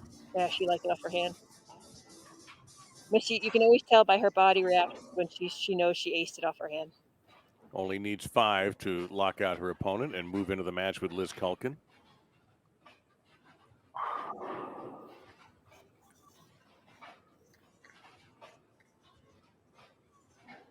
And like you said, Dave, though, those 3 frames, those first 3 frames for Verity were crucial. Had she just been clean, we could have had a different outcome. But like I said, Missy controlled the pocket every single frame. So Missy Parkin's moving on in search of her second title, her first since 2011, and it would be another major. Would be the 2011 Queens champion. Can she do it 10 years later? Really, that's almost a whole life she's lived between 2011 and now. And she's going to continue and take on Liz Kuhlkin. So we have another battle of former major champions. This time it'll be a U.S. Open champion versus a Queens champion. All these women do represent their country in international play. Team USA, Team England, and my giant is Latvia. Latvia. Thank you. Yep, there's a little backdoor strike for Missy just to finish things off. So Verity Crawley's Queens ends with a 4th place finish, but a terrific tournament for her as she strides ever closer to the winner's circle that we are all convinced she's going to be spending some time in with her game. So hopefully we'll hear from Verity very shortly. You see Chuck Gardner talking to Missy right there as Liz Kuhlkin gets set for this match. Now, what could that conversation have been like, Carolyn, between those two? Between who? Chuck and Missy, because he's busy all of a sudden. I believe she changed balls on the fill shot just to see. It was a stronger ball. It looked like it had a little more surface. It could even have been the ball that she used on the left lane. I do know that because I saw her pick up a different ball. I think it was just, I think she was giving him feedback on, hey, I tried it. I'm sticking with my game plan because honestly, her ball motion right now, her reaction looks really good. And again, Missy's forte is her ball speed. She'll either ball up or ball down, depending on what she wants to see, and she'll use her ball speed to her advantage. I think Liz is going to be left of Missy. She usually is, so I'll just see how deep she gets. Well, Queen Bee Liz Kuhlkin is set in the number 2 position. There you see the top seed Julia Bond getting in a couple of shots before she'll clear out and make room for Missy.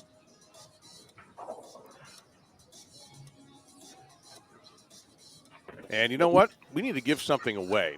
And the man who's in charge of all of that has rejoined us, Aaron Smith. What do you got for us, Aaron? A bowling ball, I believe, correct? That is correct, Dave. We're going to be giving away a Roto-Grip bowling ball of your choice for one lucky Bowl TV viewer. All you have to wait for is the prompt in the bottom left-hand corner of your screen. There'll be a quick countdown, 60 seconds, and then the giveaway will begin. You'll see a submit entry button. All you want to do is click on that. Once you see it, if you're in full screen mode, we do suggest you take it out. Make sure you can see the chat, and then you are eligible to win a Roto-Grip bowling ball of your choice. And looking ahead into the middle of this game, around the 5th frame, you might want to keep that chat open. We'll give away a 900 global bowling ball of your choice as well. So I believe we're going to run a quick ad, and then we're going to talk to Verity Crawley just after this. I'm swimming in my head, I've been dreaming on the air, gotta follow what I know. Visions in the night, captivated by the light, I'm surrounded by the glow.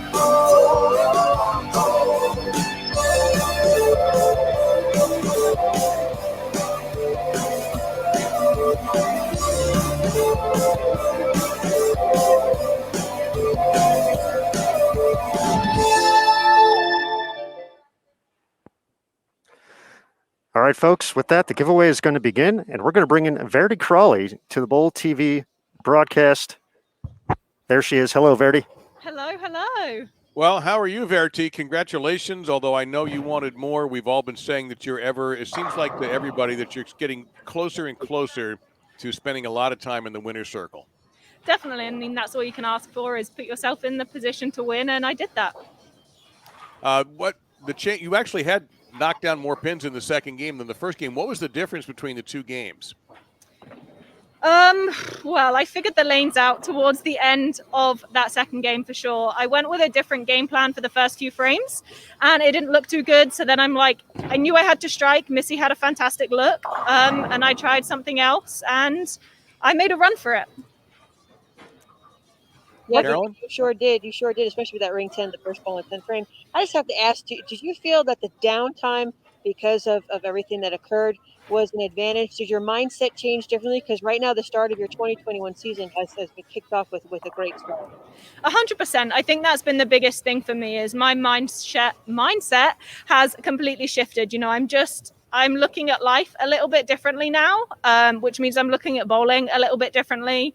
And I think that that's really benefited me. You know, in the end, whatever happened, everything happens for a reason. And I think that I'm stronger because of what I went through. And I'm genuinely just so happy to be here. And I think that's what makes a difference. You know, when I can look around and I can see Hall of Famers like yourself and just so many amazing bowlers, and I get to be out here competing, I'm just so grateful. And I kind of am just reminding myself that I had 3 months where I was like, bowling was taken away from me. So now I'm just really taking advantage of the fact that I get to be here and I get to compete.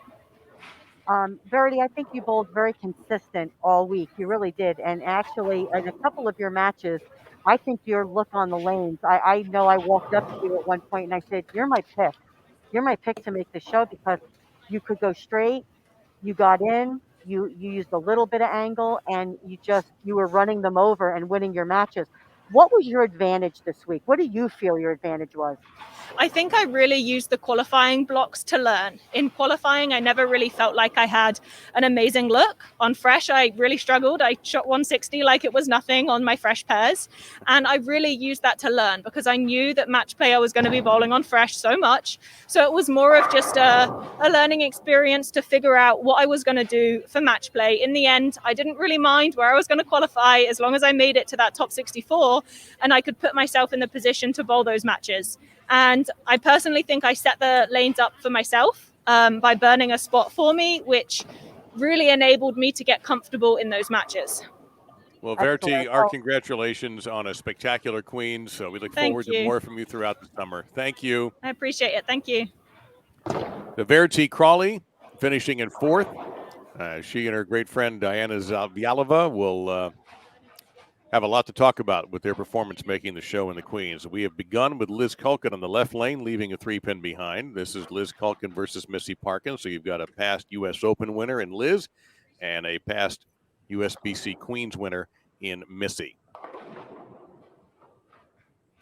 And former teammates on a United States World Championship team in 2019. Yes, they were on the trios team that took home the gold medal in Las Vegas. Yep, I was there. In fact, working with Verity. So remember it very, very well. It was a fun event. Hope to get to do that one again.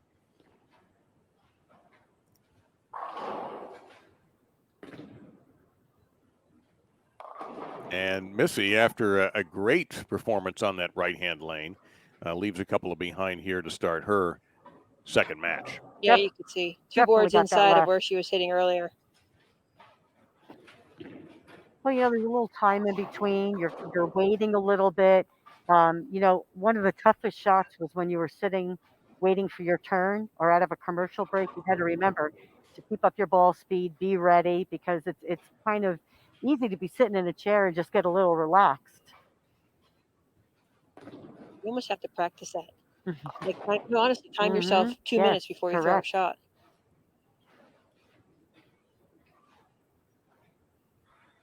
So how much transition, Kelly, have we seen since we started the show? Well, you've seen the hook players move further left inside. So basically the first 15 boards have gone through major transition because you've had Missy play straight, Verity play straight with urethane, Diane inside the track area. Julia comes in at 15 zone trying to practice session. So you're seeing already the first almost half of the lane transition multiple times. Missy's going to continue to play straight. Liz is going to be left of her. So when Julia comes on board, she's got different traffics to go through. When you're in the match play position, you can see what your competitor is doing. And again, there's only 2 of you on the lane. Now with 5 games or 5 players in multiple games, it's going to continue to happen over the course of the championship. Well, you saw a messenger just shoot right in front of that 10-pin, not helping Missy one bit. My prediction is the person that could miss and still get 9 is going to be the one that wins. That your misses have the most room for error with the maximum amount of success. That was a phrase Norm Duke says a lot. And by means success, I mean not striking, but just again, 9 or better. Great analogy. I totally agree. Your misses have to be clean frames. Liz is using a asymmetrical pearl with about a 3000 on it, not using a lot of surface. And if I have to guess, again, has good ball speed, but with not as much surface for her, using her ball speed to get that ball to lay off and create some hold. Much heavier ball roll.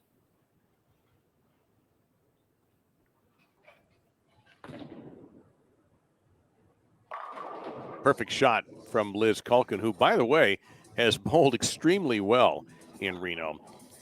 Prior to the start of the Queens, she's leading the Diamond team division and is tied for third in Diamond all events. So being comfortable in this building is not an issue for Liz Kuhlkin.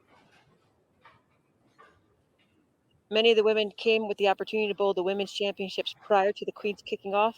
I always say this, anytime you can have practice in the facility, you're going to have the competition, and it just gives you some more awareness, more information that you can use during the competition. No, that's just a gorgeous shot from Liz, and there's the old cliche, Carolyn, straighter is greater. Definitely not using a lot of angle. I actually think she's deeper on the right lane, a little bit further right on the left lane from this angle. Sometimes it's hard to tell, but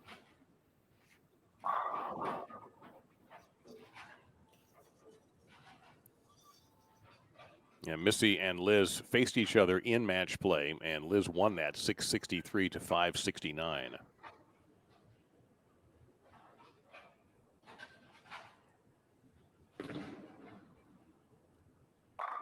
That's her best shot of this match so far.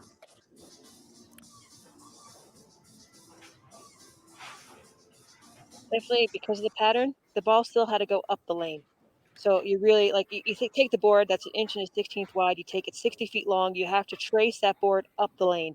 You didn't have a lot of hold unless you got deeper left inside, and even that went away very quickly. So you have to think parallel and the arm swing going through as if you want to see the ball travel 60 feet on one or two individual boards. it actually looks like she made a little bit of a bump to the left, Yeah. too. Again, parallel, like you said, to keep it straight. I didn't think that hurt this week at all. No. Even if you moved too much, it goes back to what you said. If you went light, you make your flat 10. Yeah.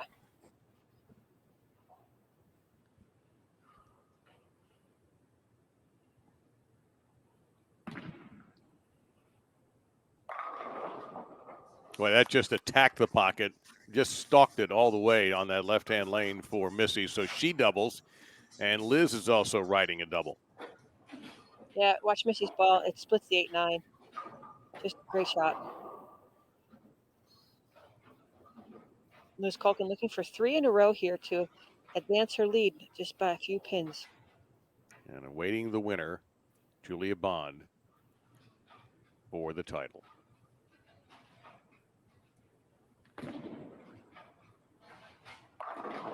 Oh, collapsing, all sorts of trouble.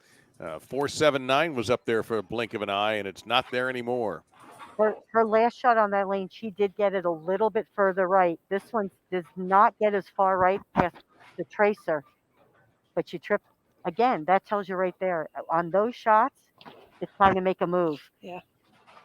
The ball rep said it really great this week too, Dave. As soon as you kept going, I say inward, but further left for the right-handed players, your gutter became 9-10. 10, yes. So it's like you lost the first 10 boards. You put a wall up there. That became your gutter. You could not get the ball past that past 10. Great analogy. They talked about that all week. That's good. They said shift everything left. This is, yeah, great analogy.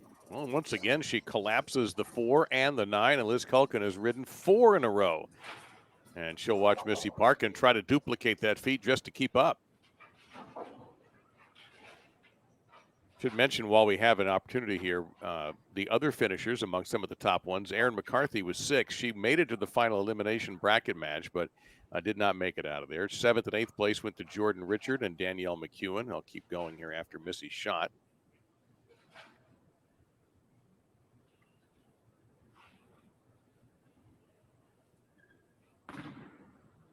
Slightly left. Yeah. And a 3-6-10 for Parkin. We had 9 through 12.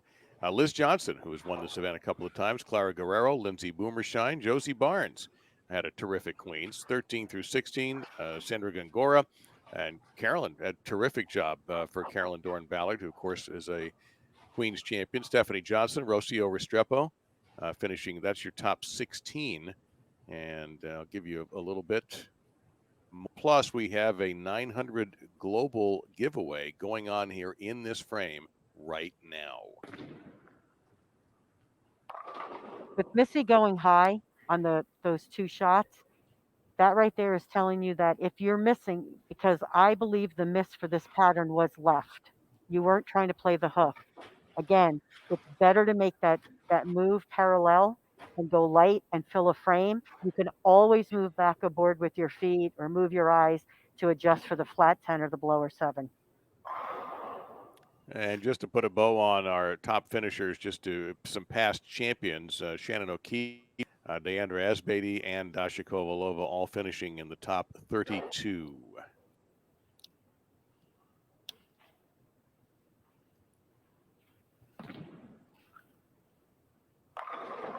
Solid That shot. is a gorgeous shot. Kick save and a beauty on that 10 pin. And Missy Parkin and Liz Kuhlkin are throwing some haymakers so far in this match. Traditionally, right now, the left lane has been the most troublesome. The majority of the bowlers, except for Missy, it's been the right lane where she's pretty much missed and gone high most times.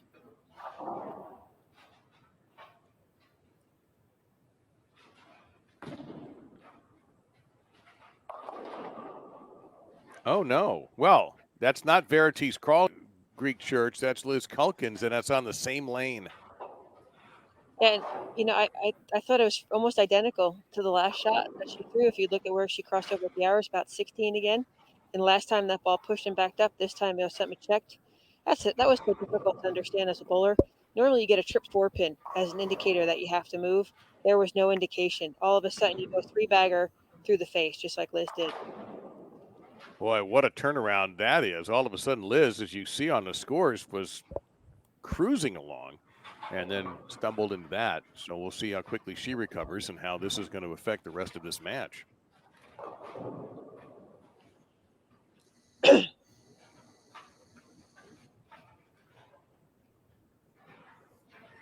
Taking a re-rack here. I wonder how much of that is just a chance to get herself mentally straight as much as maybe something looked out of whack there. So many strategies in this game and variables constantly changing. This is Liz's second time king a shot at the Tiara in the stepladder. She finished 5th in 2015. And she is the absolute boss at the New York State Queens, as Kelly mentioned on the pregame show. He's won that 3 straight years. And there's no easy competition there. No. Liz Johnson moved back to New York. Shannon Sellens was up there. There's a lot of great female bowlers in the New York State area. New York, great bowling community. Liz definitely made the move on this left lane, got that one a little bit further right of the tracer, gets a light hit. I didn't move off light hits this week, did you? No. The lane was going to come to me. The lane was going to come to me, I Cal. shouldn't say that. I played much deeper than you did, and I did have to go further left because the ball burned up.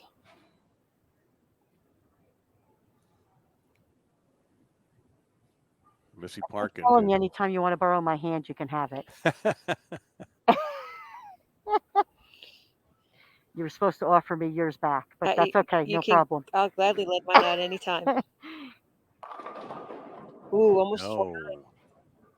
That shot looked, from that angle, ladies, that looked like a really good shot. It was. It was a good shot, but now they're almost starting to play. Everybody has tried to play that certain part of the lane, which means now you're in Verity and Diana's traffic. Mm-hmm. Everyone has used some surface. They all said some of them tried to break it down with more surface in their practice shots. So to me, that zone may be almost out of bounds at this point, and now the move has to be to the next zone, which is what you saw Liz do on the left lane. Which most likely, Missy, if you're trying to plan ahead, it really would be a ball change if she's going to stay in that zone. Correct. If not, she's got to have to go right around 12, 13 and keep it more direct towards the pocket, because that zone is just too, it's a bad terminology, but wishy-washy. Hook, skid, hook, skid, hook, skid.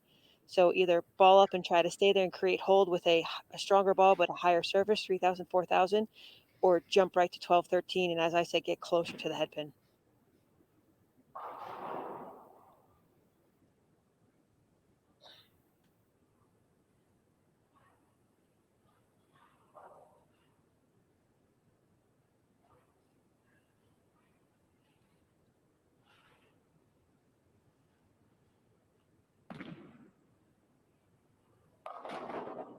Ooh. Well, we talked, Carolyn, you talked about what a great spare shooter Missy is. It's going to be tested. She's already made one a day. 3-6-10. Gonna plug. I got better at this spare this year. One thing that's a little bit different about her game that I've noticed is she's not getting the single pin leaves anymore. She's now leaving when she's missing. She's now leaving to have to pick up.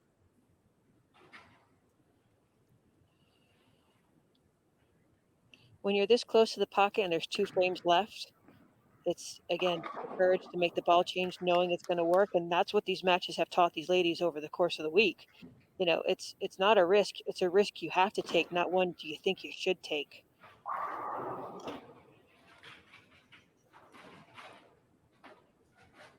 Sometimes you can cheat it with your hand or your ball speed. But I found out this week, I thought it really was, changing to a different orb or a different bowling ball in your bag. I agree. And I think you needed to have that game plan.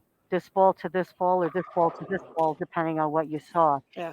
And you had to commit to it. Mm-hmm. Well, a lot better result for Liz on the right time than the last time when she got stuck with a Greek church. Just a fortunate ringer on that. She's moved left on both lanes. Mm-hmm. And no one has played that deep, so there's fresh oil there. So she's going to find a little bit more natural hold and skid through the front and middle part of the lane.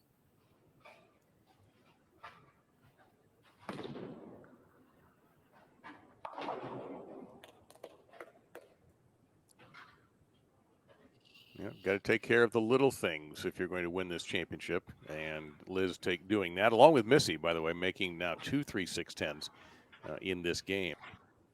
So look at this. We're coming up to the foundation with just 8 pins separating these two for a chance at Julia Bond, who sits in that number 1 position. Yeah, and Liz was the higher seed, so she chose to finish on the right lane. Her max score is 231. Missy's max score is 223. Yeah, that right lane has not been her buddy, though. She got a blower 10 that time. That was very unfortunate. But before that, she had a Greek church. So that's going to be an incredibly interesting finish. This has got to hurry, and it does. Watch her coax this down the lane. Right at the second tracer, which is way further right than she had been getting that ball. Comes in light. And again, I wouldn't move off that shot. Just stay. That was the best carry all week long. Oh, my God. Yes. The light hits. Absolutely. Mm-hmm.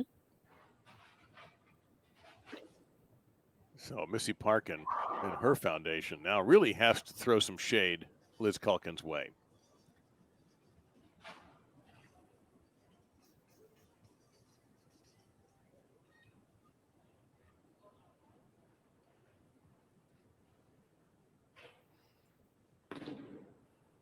Looks good. Made that move into the track area, still keeping her angles. If you notice one thing about Missy, she hasn't changed her angle. Still keep it in front of her, but she made that move into that 12-13 area, like you said. Perfect shot. Now, Missy cannot shut Liz Kuhlkin out, but she can post a pretty good number. And now she will be rack on lane 45. Well, if Missy strikes out here, she's going to force Liz Kuhlkin to double. So they're still added pressure. No doubt. How many matches did we see come down to the 10th frame this week, too? A lot. Yeah. Kill shots. Well, it's always cool when you have it come down in this championship environment for such an important title. For us, I don't know how much fun it is for the competitors, but it's fun for us and everyone watching on Bowl TV.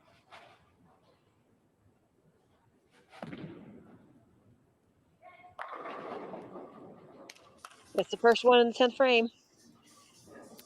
Again, if she strikes out, she will force Liz to double. Right shot, 8-9. And Liz has made the move on the right lane, leaving the 10 pin. So what she does off of that is going to be key in that 10th frame.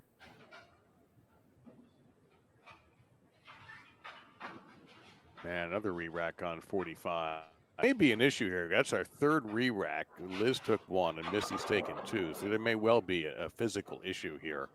with the way the pins are lined I up. think if you want another breathe, you want a few minutes to breathe.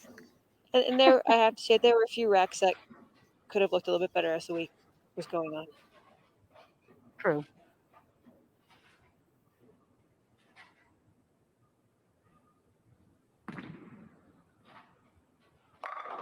Oh, that's remarkable clutch bowling by Missy Parkin. Almost identical to the last shot. And you got a great look at that ball action. There was going to be no stone eights on this one. The ball made sure the 5 was going to wipe the 8 out.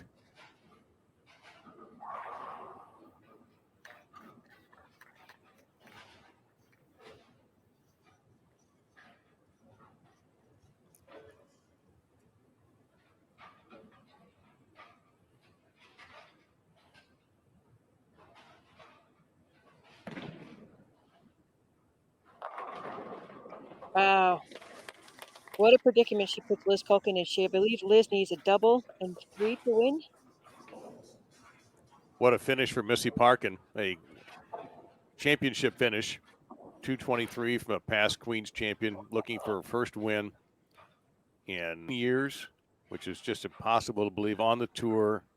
4th stepladder appearance of the Queen. She's been 5th. She's won. She's been 4th. And it has a lot of pressure. She's missed here the last 2 times on this lane.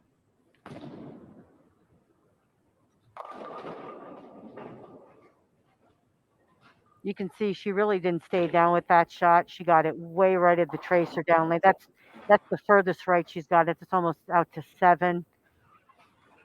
Yeah, that physically is not one of her best shots. I'll match it.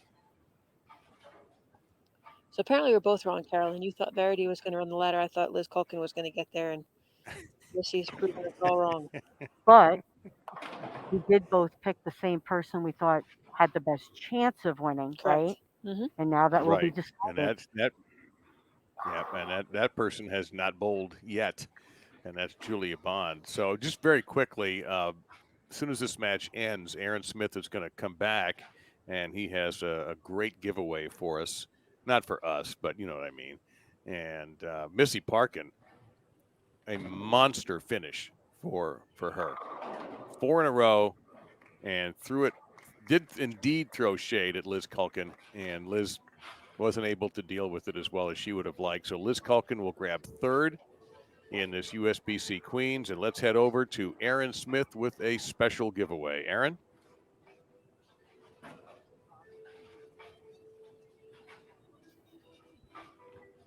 There we go. All right, folks, we're ready for our final giveaway of the day. We're giving away a Storm bowling ball of your choice. It's going to work like the other 2 giveaways. Make sure you're out of full screen mode. You'll see the countdown, and then you will see the submit entry button. All you have to do is click it. We've already have 2 winners in the books. Are you going to be the 3rd? Only way to do it, submit entry. We're going to get to that right after this ad, courtesy of our friends at Storm. Okay. All right, boys, this is it. This is what we work for all season. This is what it comes down to. This is the hard work we put in, day out. We show it on the lanes. We show it at practice. We show it here. Worked all season for this. This is our time to shine. Make good shots and great things will happen. One dream, one vision, one goal. We're going to show the whole nation what we're here to do.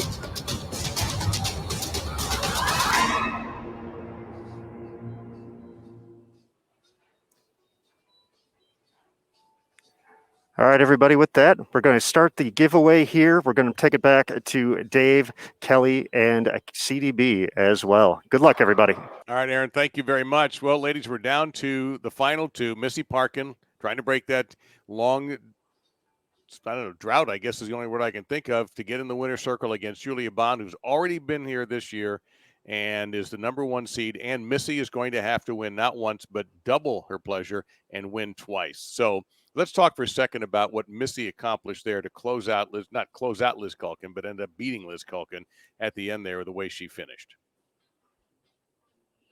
I have to say this, and we said it early on, even when Missy didn't get 9, 7 makeable spare, 8 makeable spare and everything, her angles are just appropriate enough that the ball is not violently changing direction like a hockey stick in the back end motion. So therefore it's more controllable, it's more predictable. She's keeping everything in front of her. straighter is greater, and that's true. I really believe that in this building. Her tilt allows her to keep everything straight in front of her. From here on out, it's just ball selection. And like I said earlier, Dave, the person who has the most miss room is going to be the most successful, because it's easy to go washout or it's easy to go through the face. We haven't seen hardly any washouts at all. Everything's really been high. But Missy, I think, has a slight advantage being on the championship pair for as long as she had. But again, she will have to defeat Julia Bond twice. She will be left inside of her. And then I'll let Carolyn talk a little bit more about that too. Well, let's talk to Liz Kuhlkin first. She's standing by, and she finishes third place in the Queens. And Liz, first, congratulations. I'm sure we can imagine how disappointed you are that things didn't go for you in this match. But the right lane that you've ended up finishing on got a little tough for you near the end there. What was the difference? The left lane's hooking a lot more than the right lane, and I knew that going in. However, the right lane actually started to hook a little bit more on me, and I made the appropriate move. The shot before rang a 10. Every athlete wants to be in that position to strike, and unfortunately, I didn't throw my best shot. That happens, but I'll learn from it and be better for the next time it comes around. What did you see out there? You mentioned that the left lane had been hooking, and I know we talked to Verity a little bit about this, and we saw the fronts hook, which then gives you the perception that the back ends get a little bit tighter.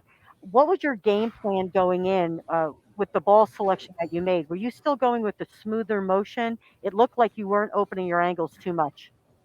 Yeah, so the ball I threw actually is a ball that I drilled last night, so it's not a ball I've thrown the entire tournament, so it's relatively new, but I threw it every time I came on this pair. It looked great. Had some talks with Chuck. Just it looked too good not to throw it. So my game plan going in was definitely obviously to be further left than most of the girls. Obviously, Verity would have probably been the closest, but I definitely wanted to try to keep my angles in front of me, because just all week that's what I've done. I've had a lot of success. And plus, it kind of keeps you out of trouble. So I was trying to keep my angles a little bit more in front of me. Well, great job, Liz. Well, In the third place finish here at the USBC Queens. You had a great round of qualifying, and to walk away with a third place finish, I know we're going to see you more throughout the season. You've kicked off 2021 with a great start as well, in comparison to your other competitors in the league. But congratulations on your third place finish this week. Thank you, Kelly. Liz, our congratulations again. Thank you so much, and a great summer undoubtedly forecast for Liz Kuhlkin. Thank you, guys. Now Take our care. championship match. Thank you, Liz. Our championship match, 2011 Queens champion Missy Parkin, a long way from Syracuse where she won that title. Now we're Northern Nevada, and we are off against Julia Bond. Parkin on the left lane.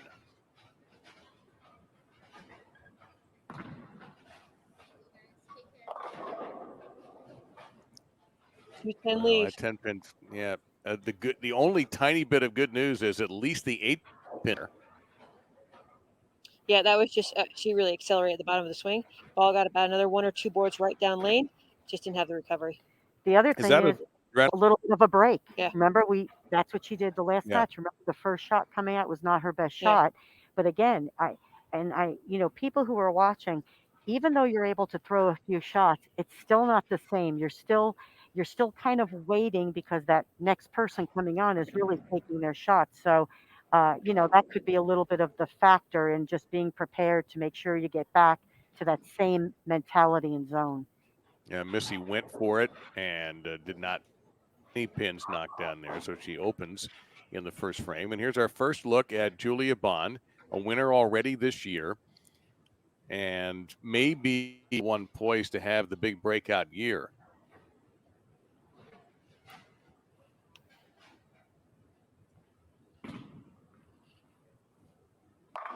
And she goes flush on the right lane. She won the PWBA Hall of Fame Classic during the Kickoff Classic Series in January down in our office.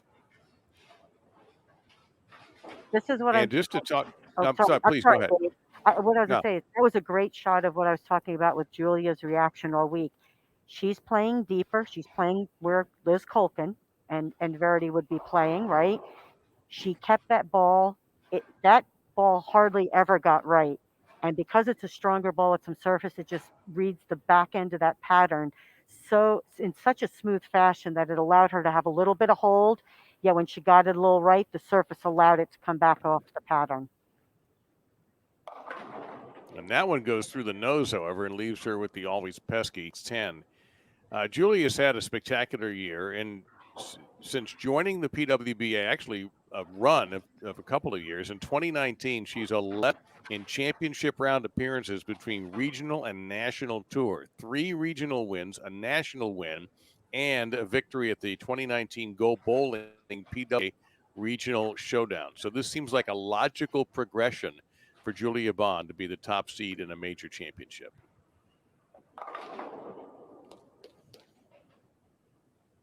And in her interview, she said she's learned, she's had a learning process. She's really paid attention to uh, her, and I use this word because, over the years, people say failure. I don't think failure is a bad word. Without failure, we would never understand what greatness was. I mean, you have to learn. And I think she has taken all of the things that she feels she has not done well at and now put them in perspective and learned from every single situation, and now you're seeing the benefits of all of that time. Ooh, well, that was perhaps a lucky break for Missy to only leave, especially for her, a very makeable 10-pin. She's, even physically, if you miss it one board, you can't. So she's got to move. She's been able to break up a lot of things so far, even in the last match against Liz Kuhlkin. The first match was great, but she didn't miss much. It's just a slightly inward off her hand, that shot, and she's going to have to make either a ball or an angle, or most likely both. Yeah, because actually, as we shifted left and you moved more into that track, very rarely could you do it with the same ball. Yeah. You either had to ball up or ball down, depending on. For me, I balled up slower, a little bit of slower ball speed, so I needed a little bit of an engine. Yet on the pairs that really hooked, I was able to go to something that got down the lane a little further, but I still had to use a little surface. Yeah.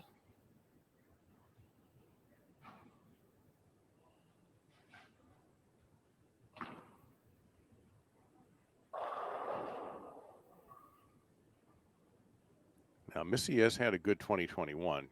She was 3rd at the PWBA Bowlers Journal Classic. She was the runner-up at the Twin Cities Open and was the top seed going into the Stepladder. So she has also been very close. Look out there. And avoids disaster, and she's had to make that. She made that same spare, and now it looks even bigger than ever, twice in the last game in defeating Liz Kuhlkin. It's amazing when the ball on the left lane gets to about 40 feet right at the beginning. It's like something kicks it, and it actually picks up speed as it's changing direction.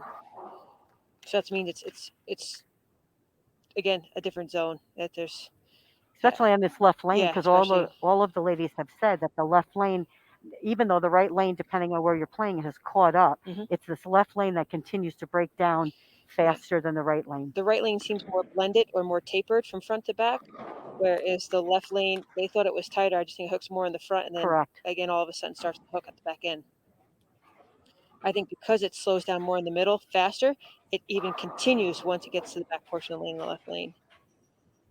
And another reminder, maybe somebody just sat down and is catching this championship match. Julia Bond is in a very enviable position as the #1 seed, and I'll explain after this shot.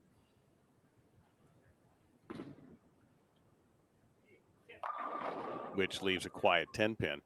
She only has to win one match. That's the traditional #1 seed wins a match and wins the stepladder. Missy Parkin has to beat her twice. So Julia actually can lose this game and still have a chance to win. This is so Missy is going to have to win twice. Julia just once to claim the tiara, the trophy, the pendant, and the top prize. And that's one of those shots like Kelly and I were speaking about earlier. You don't really move off that very much. Maybe just pull your eyes a little closer, or depending on what your move is off of that. But right there, at least you're filling frames. 9 is good. 9 is good.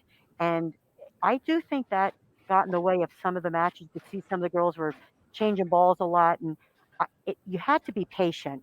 And I know sometimes that's not very easy to do. I'm not a very patient person. But, no. But when you see what the scores are, what the lanes are doing, you have to get yourself into that mindset that what Kelly said. 9 is good. It's spareable. I think especially when you're playing in a major championship environment too.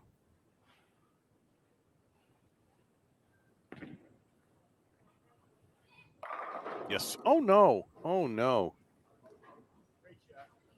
I mean, the ball really it like picks up speed on that left lane in the back. Somebody said great shot, and they were right. Man. It's okay to be German and get 9. That's all right. It worked this week. He was up there. But again, she committed to the move. She made the move right here on the second shot on that left lane. You can't, you just can't wait. You have to decide what you're going to do because 10 frames goes rather quickly. Boy, how many times have I heard that? And obviously, these ladies, and certainly you two, have tons of experience on TV, but I can remember every person I've ever talked to after a match who's bowled on television for the first time can't believe how fast it went by.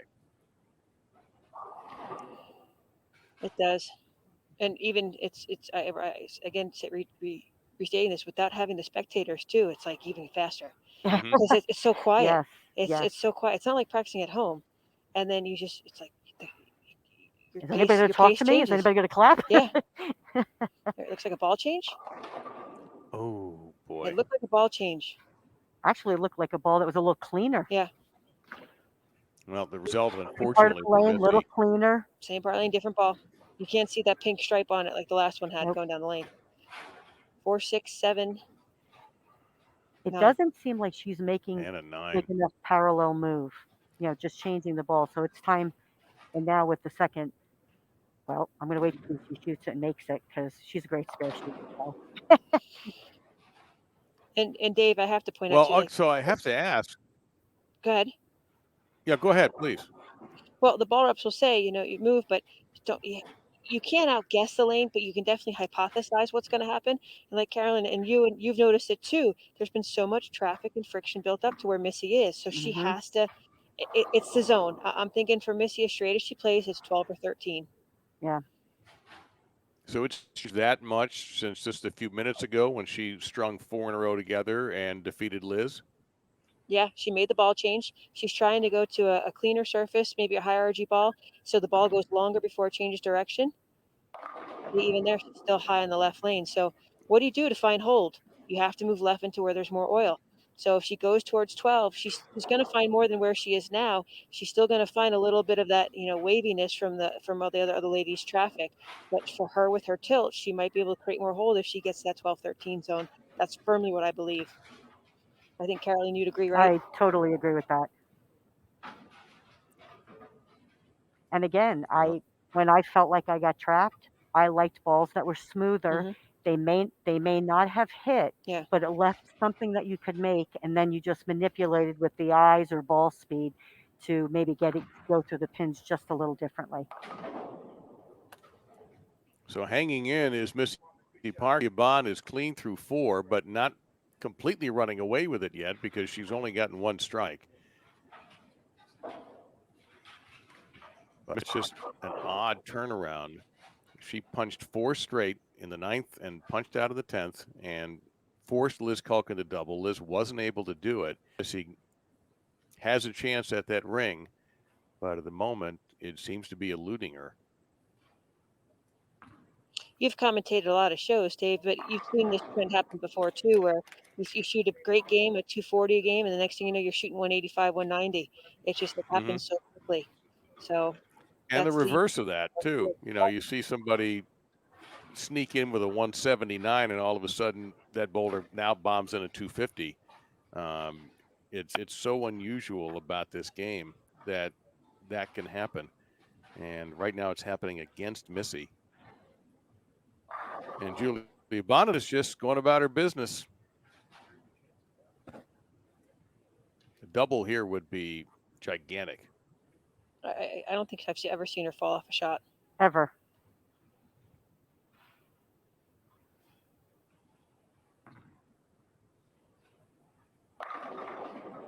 Oh, wiggles the 10 pin.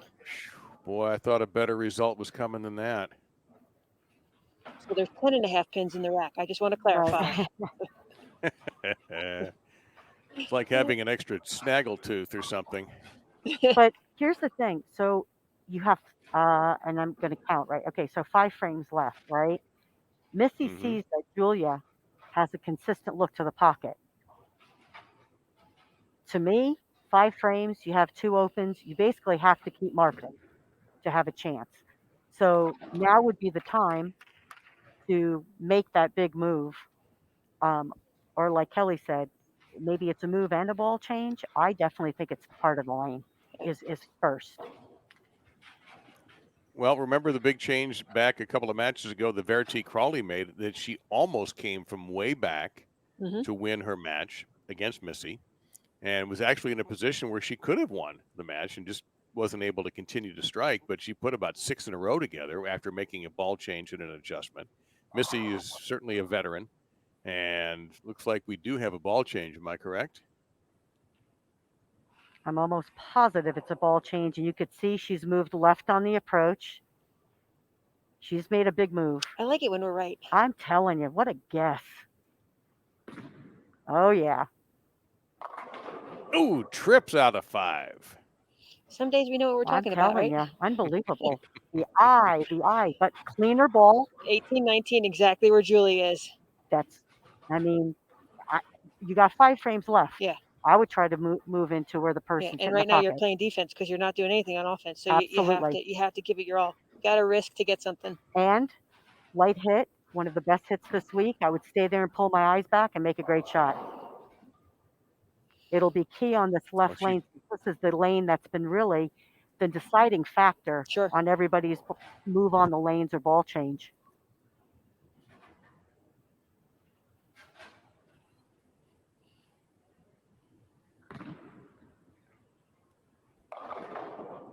Oh. Okay. Okay. Wow. Yeah, I saw Liz's ball hook earlier. I saw Verity's ball hook earlier. So it should have been at least 3 more left of where he was in the right lane because the back end just hooks that much more in the left lane. Correct. Good break though. I mean, she's still not out of it. Nope. Don't get me wrong. I mean, Julia's controlling it and in the driver's seat right now, but Missy still got her seatbelt on in the passenger seat. She could hop over anytime. The thing is that she's not really doing anything to make Julia.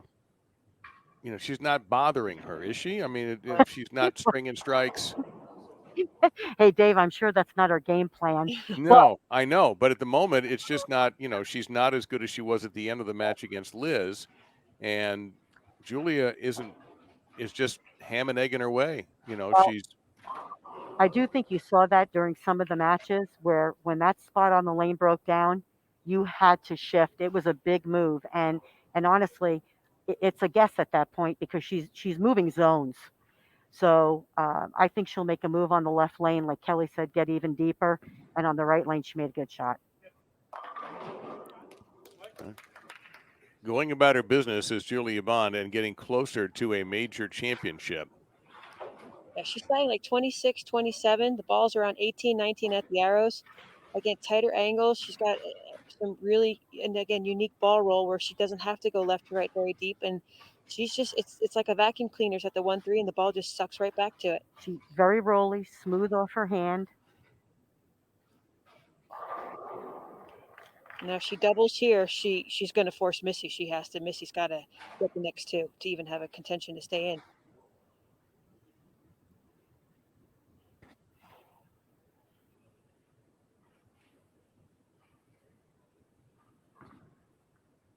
It's a good shot. Yes, sir. Just split that pocket in half. Those light hits, those were the ones. Yeah. Look at right here. And even so, no matter what, if you're playing straight or if you're hooking it, that tracer was key. The tracer was key. Missy had it for a while when she could go more direct, more right to left. But now her actually might even be 11-12 just because of it as well. Let's see what she can do here on the right lane. She made the move the last time.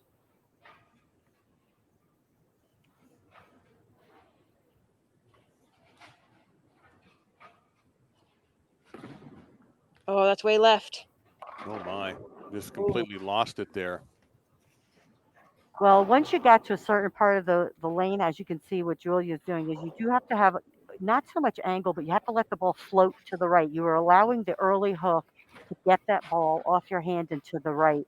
But but when you did get deep enough, you did have hold. Yeah. But again, she's using a shinier ball, higher RG probably, and again, that with the surface, it actually helped tame down the back end and get it to read the pattern. So she's close. She's just gonna have to make a different move. Yeah, that was just execution. She Mhm. went light the I last agree. time, so I think she just overcompensated a little bit. Yep.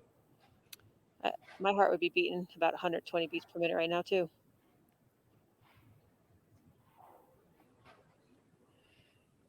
I'd be fanning myself right about now. I think we should wear heart monitors one event and see what happens. Oh my God. That would be fun to go if you go down to the ITRC and do that. That would be kind of cool. Wow, now Mix she's it up back beautifully there. right. Missy making a big move back to the right. But the best that Missy can do is a 186, and Julia's sitting on a 238. But that would be right around what she's been doing lately, because in match play, in 18 games where she didn't lose to anyone in match play, Maria Jose Rodriguez, Gigi Mason beat Stephanie Johnson, Liz Johnson, Diana Zavjalova, and Liz Kuhlkin. And in beating Liz, she earned the top seed. She averaged 234.3. If Julia strikes her, I think she pretty much shuts out Missy. Great shot by Julia. And I think she's using two different realities. A dull one on the right lane and a shiny one on the left lane. Carolyn, I've been living in different realities for I years. know. Well, I I mean, said, me too. I didn't borrow your glasses yet, so you have better vision than I do. Doesn't it look? I mean, I could be wrong, but I swear on the left lane it looks. Yeah, and it Julie could be the Vaughn. light. Yeah, Julie just needs some pins. Winner, tofu, chicken, steak dinner.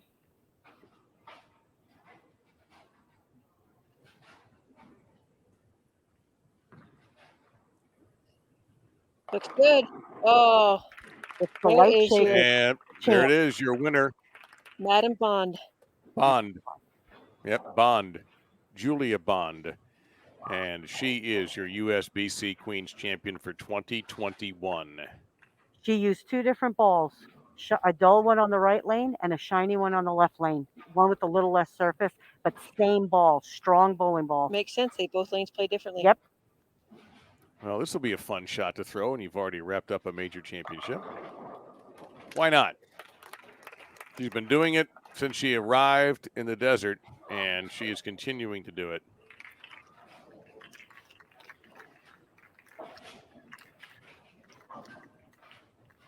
What a tournament for Julia Bond, and what a year she is having. This will be her second title. This is her first major, so she joins one very prestigious list of champions, including the woman she beats in Missy Parkin, including the two women who are with me today. Your champion is Julia Bond. I'm not sure, Dave, but I'm guessing that puts her as a front runner for Player of the Year right now, or has to be really close to it. After winning one of the wins in Texas, and now a major here, double points. Dasha Kovalova, one of her very close friends out here on tour as well. And the no longer the reigning champion. She held that title right until just now. Of course, sadly, there was no event last year. We all understand why. And so Dasha, the 2019 champ. What a performance. I mean, all week. And she shows up in the title match and bowls exactly the same way that she had to get to that title match. But I had said that in the beginning. I'm telling you from the get-go, day one, she had a great look in the building. She was on her game. She's a fantastic spare shooter, but she kept the ball in play no matter when and where she was bowling. And I think that was key. And Kelly and I talked about it. 9 was a good shot. Just clean up the spare and you were winning matches. And she did the right thing all week. We are going to get in a word here from Aaron Smith in a moment, but let's watch this here, because this is always pretty cool. The presentation of the tiara and the membership in a very exclusive and very prestigious club.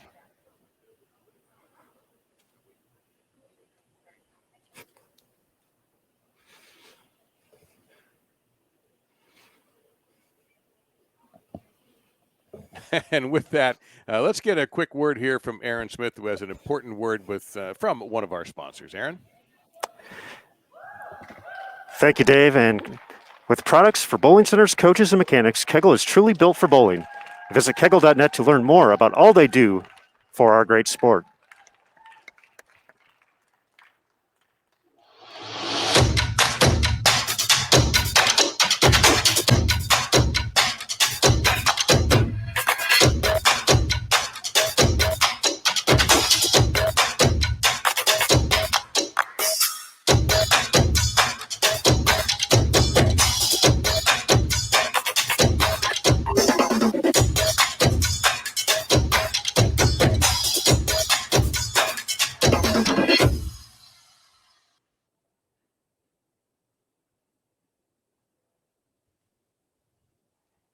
So Julia Bond is your champion in the 2021 USBC Queens here, the National Bowling Stadium in Reno, Nevada.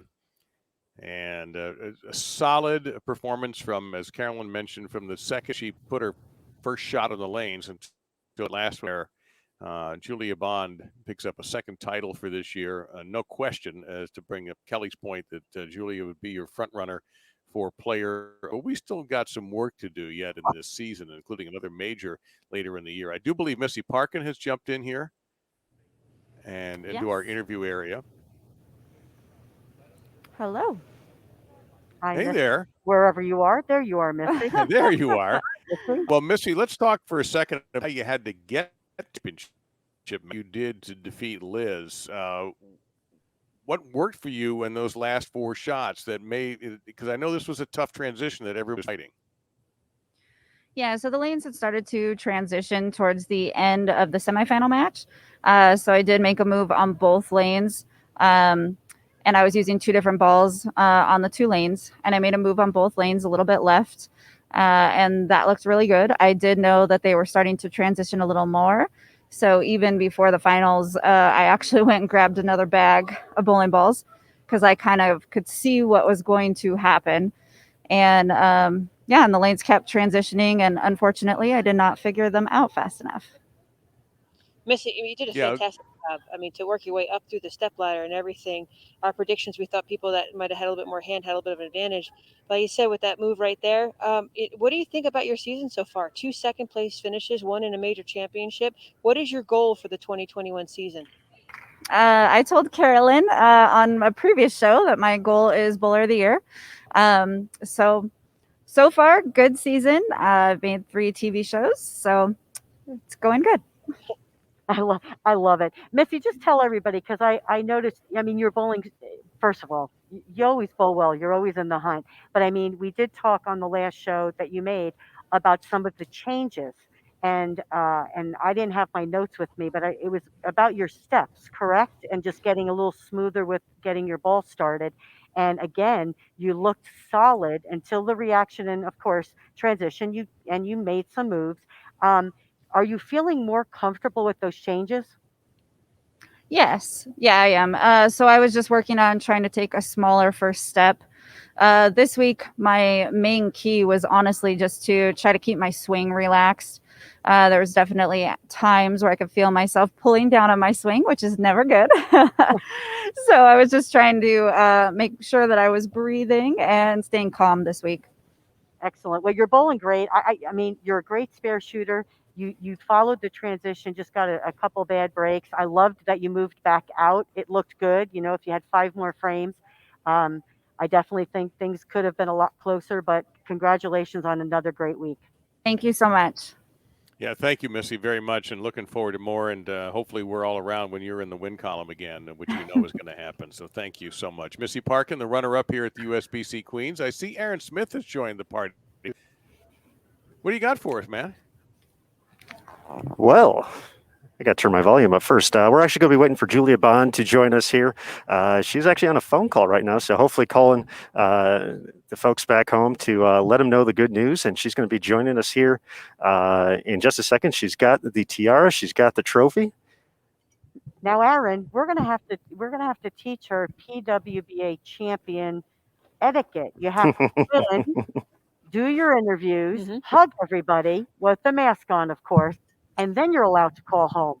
Right? Isn't that the way it works? I believe so. Yeah, that's the way it always did when Kelly was winning.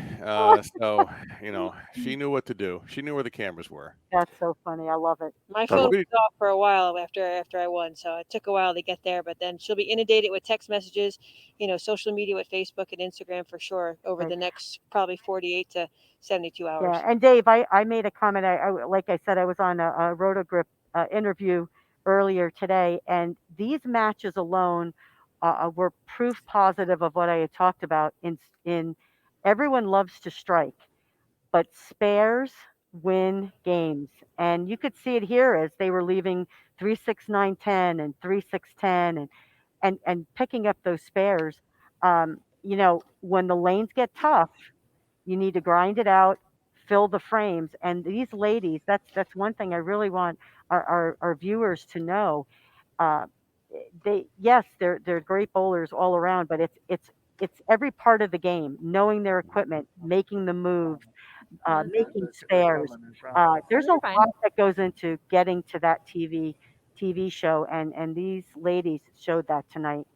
And our champion is with us right now. Julia Bond has joined that long list of very prestigious champions, including, of course, the two women who are commentating tonight. Julia, our congratulations. And Carolyn said from the second you showed up, from your first shot to your last shot, you were the most consistent player here. What do you owe that to? First of all, hi, guys. Thank you so much. For me, it was really doing a really good job with my arsenal. Same thing kind of back in Arlington with my win back in January. We had a very good idea about my ball progressions. And so I was able to stay consistent because I knew exactly what reaction I was looking for with my bowling ball. So it made a lot of the decision making really easy. So at that point, just had to throw good shots, read what my ball was doing, and then make a choice and execute.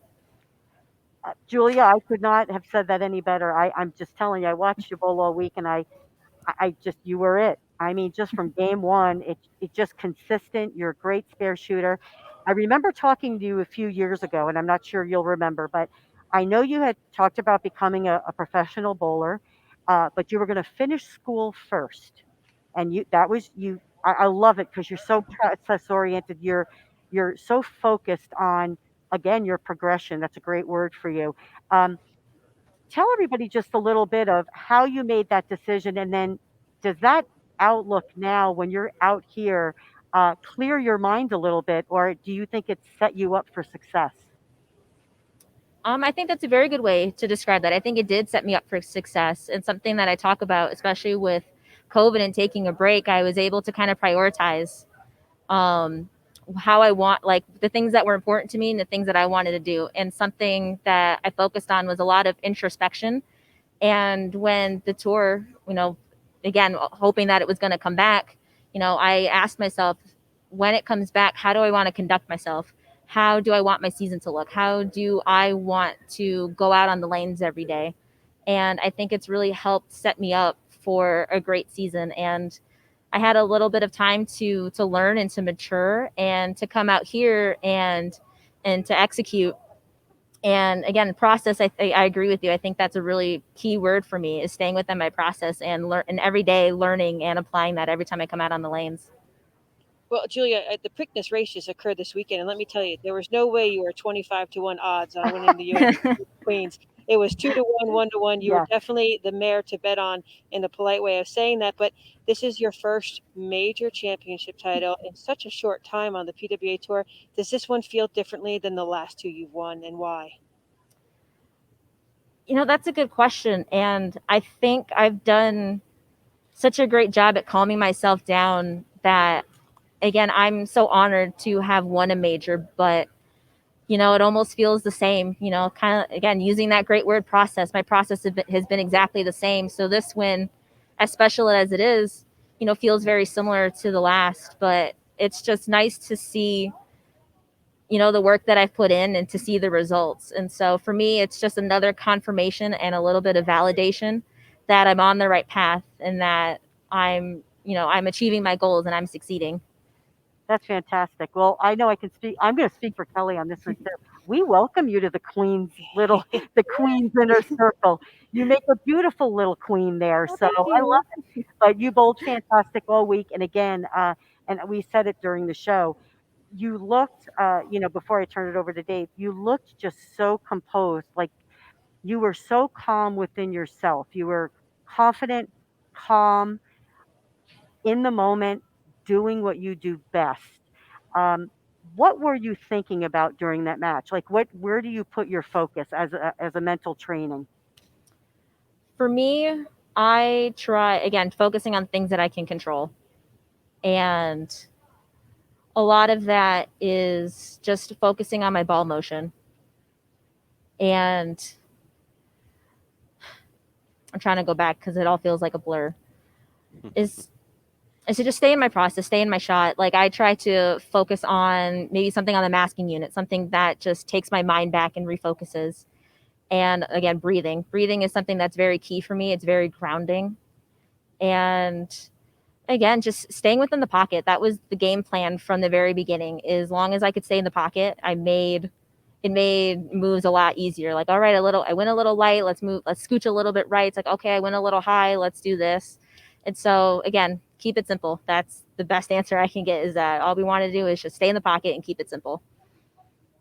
Those are Carolyn's keywords. She says, what's so great and so unique about Julia Bond's game is how simply she keeps her game and what her process is. And, Julia, if it's like pressing play over and over again on a VCR or any today's modern technology, you look the same every single time.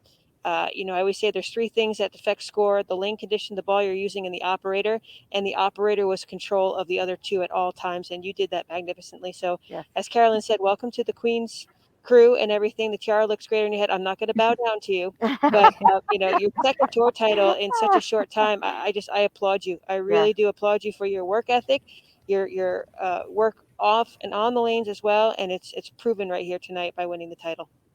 Thank you so much, ladies. It means a lot. And you're a great role model, so I'm glad my daughter was watching.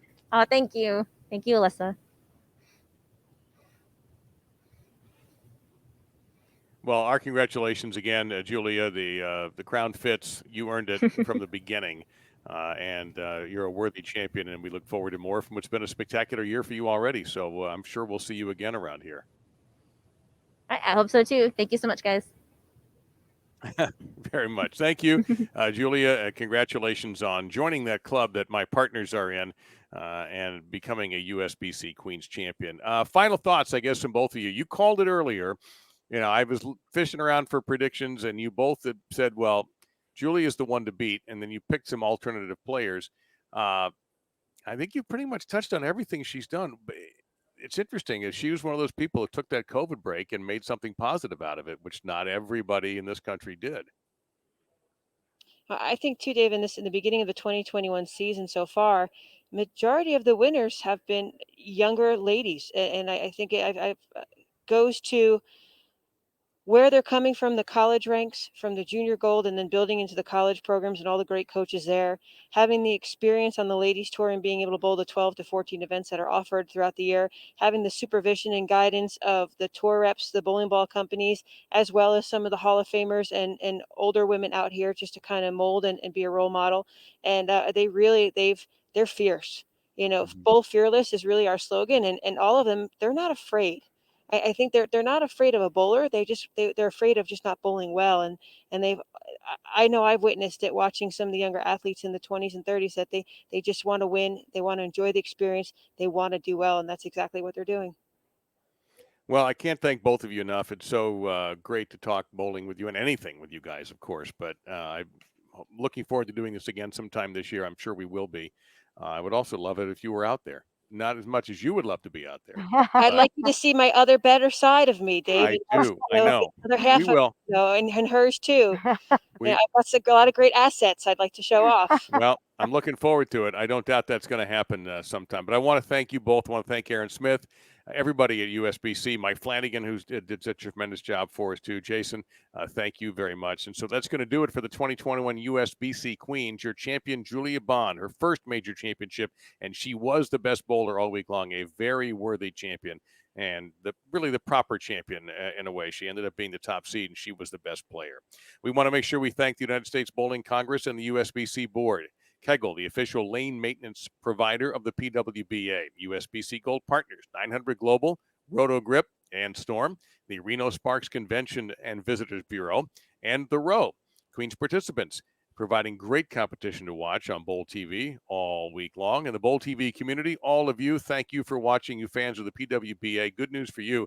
Another tournament is coming up in Farmingdale, New York, very, very soon.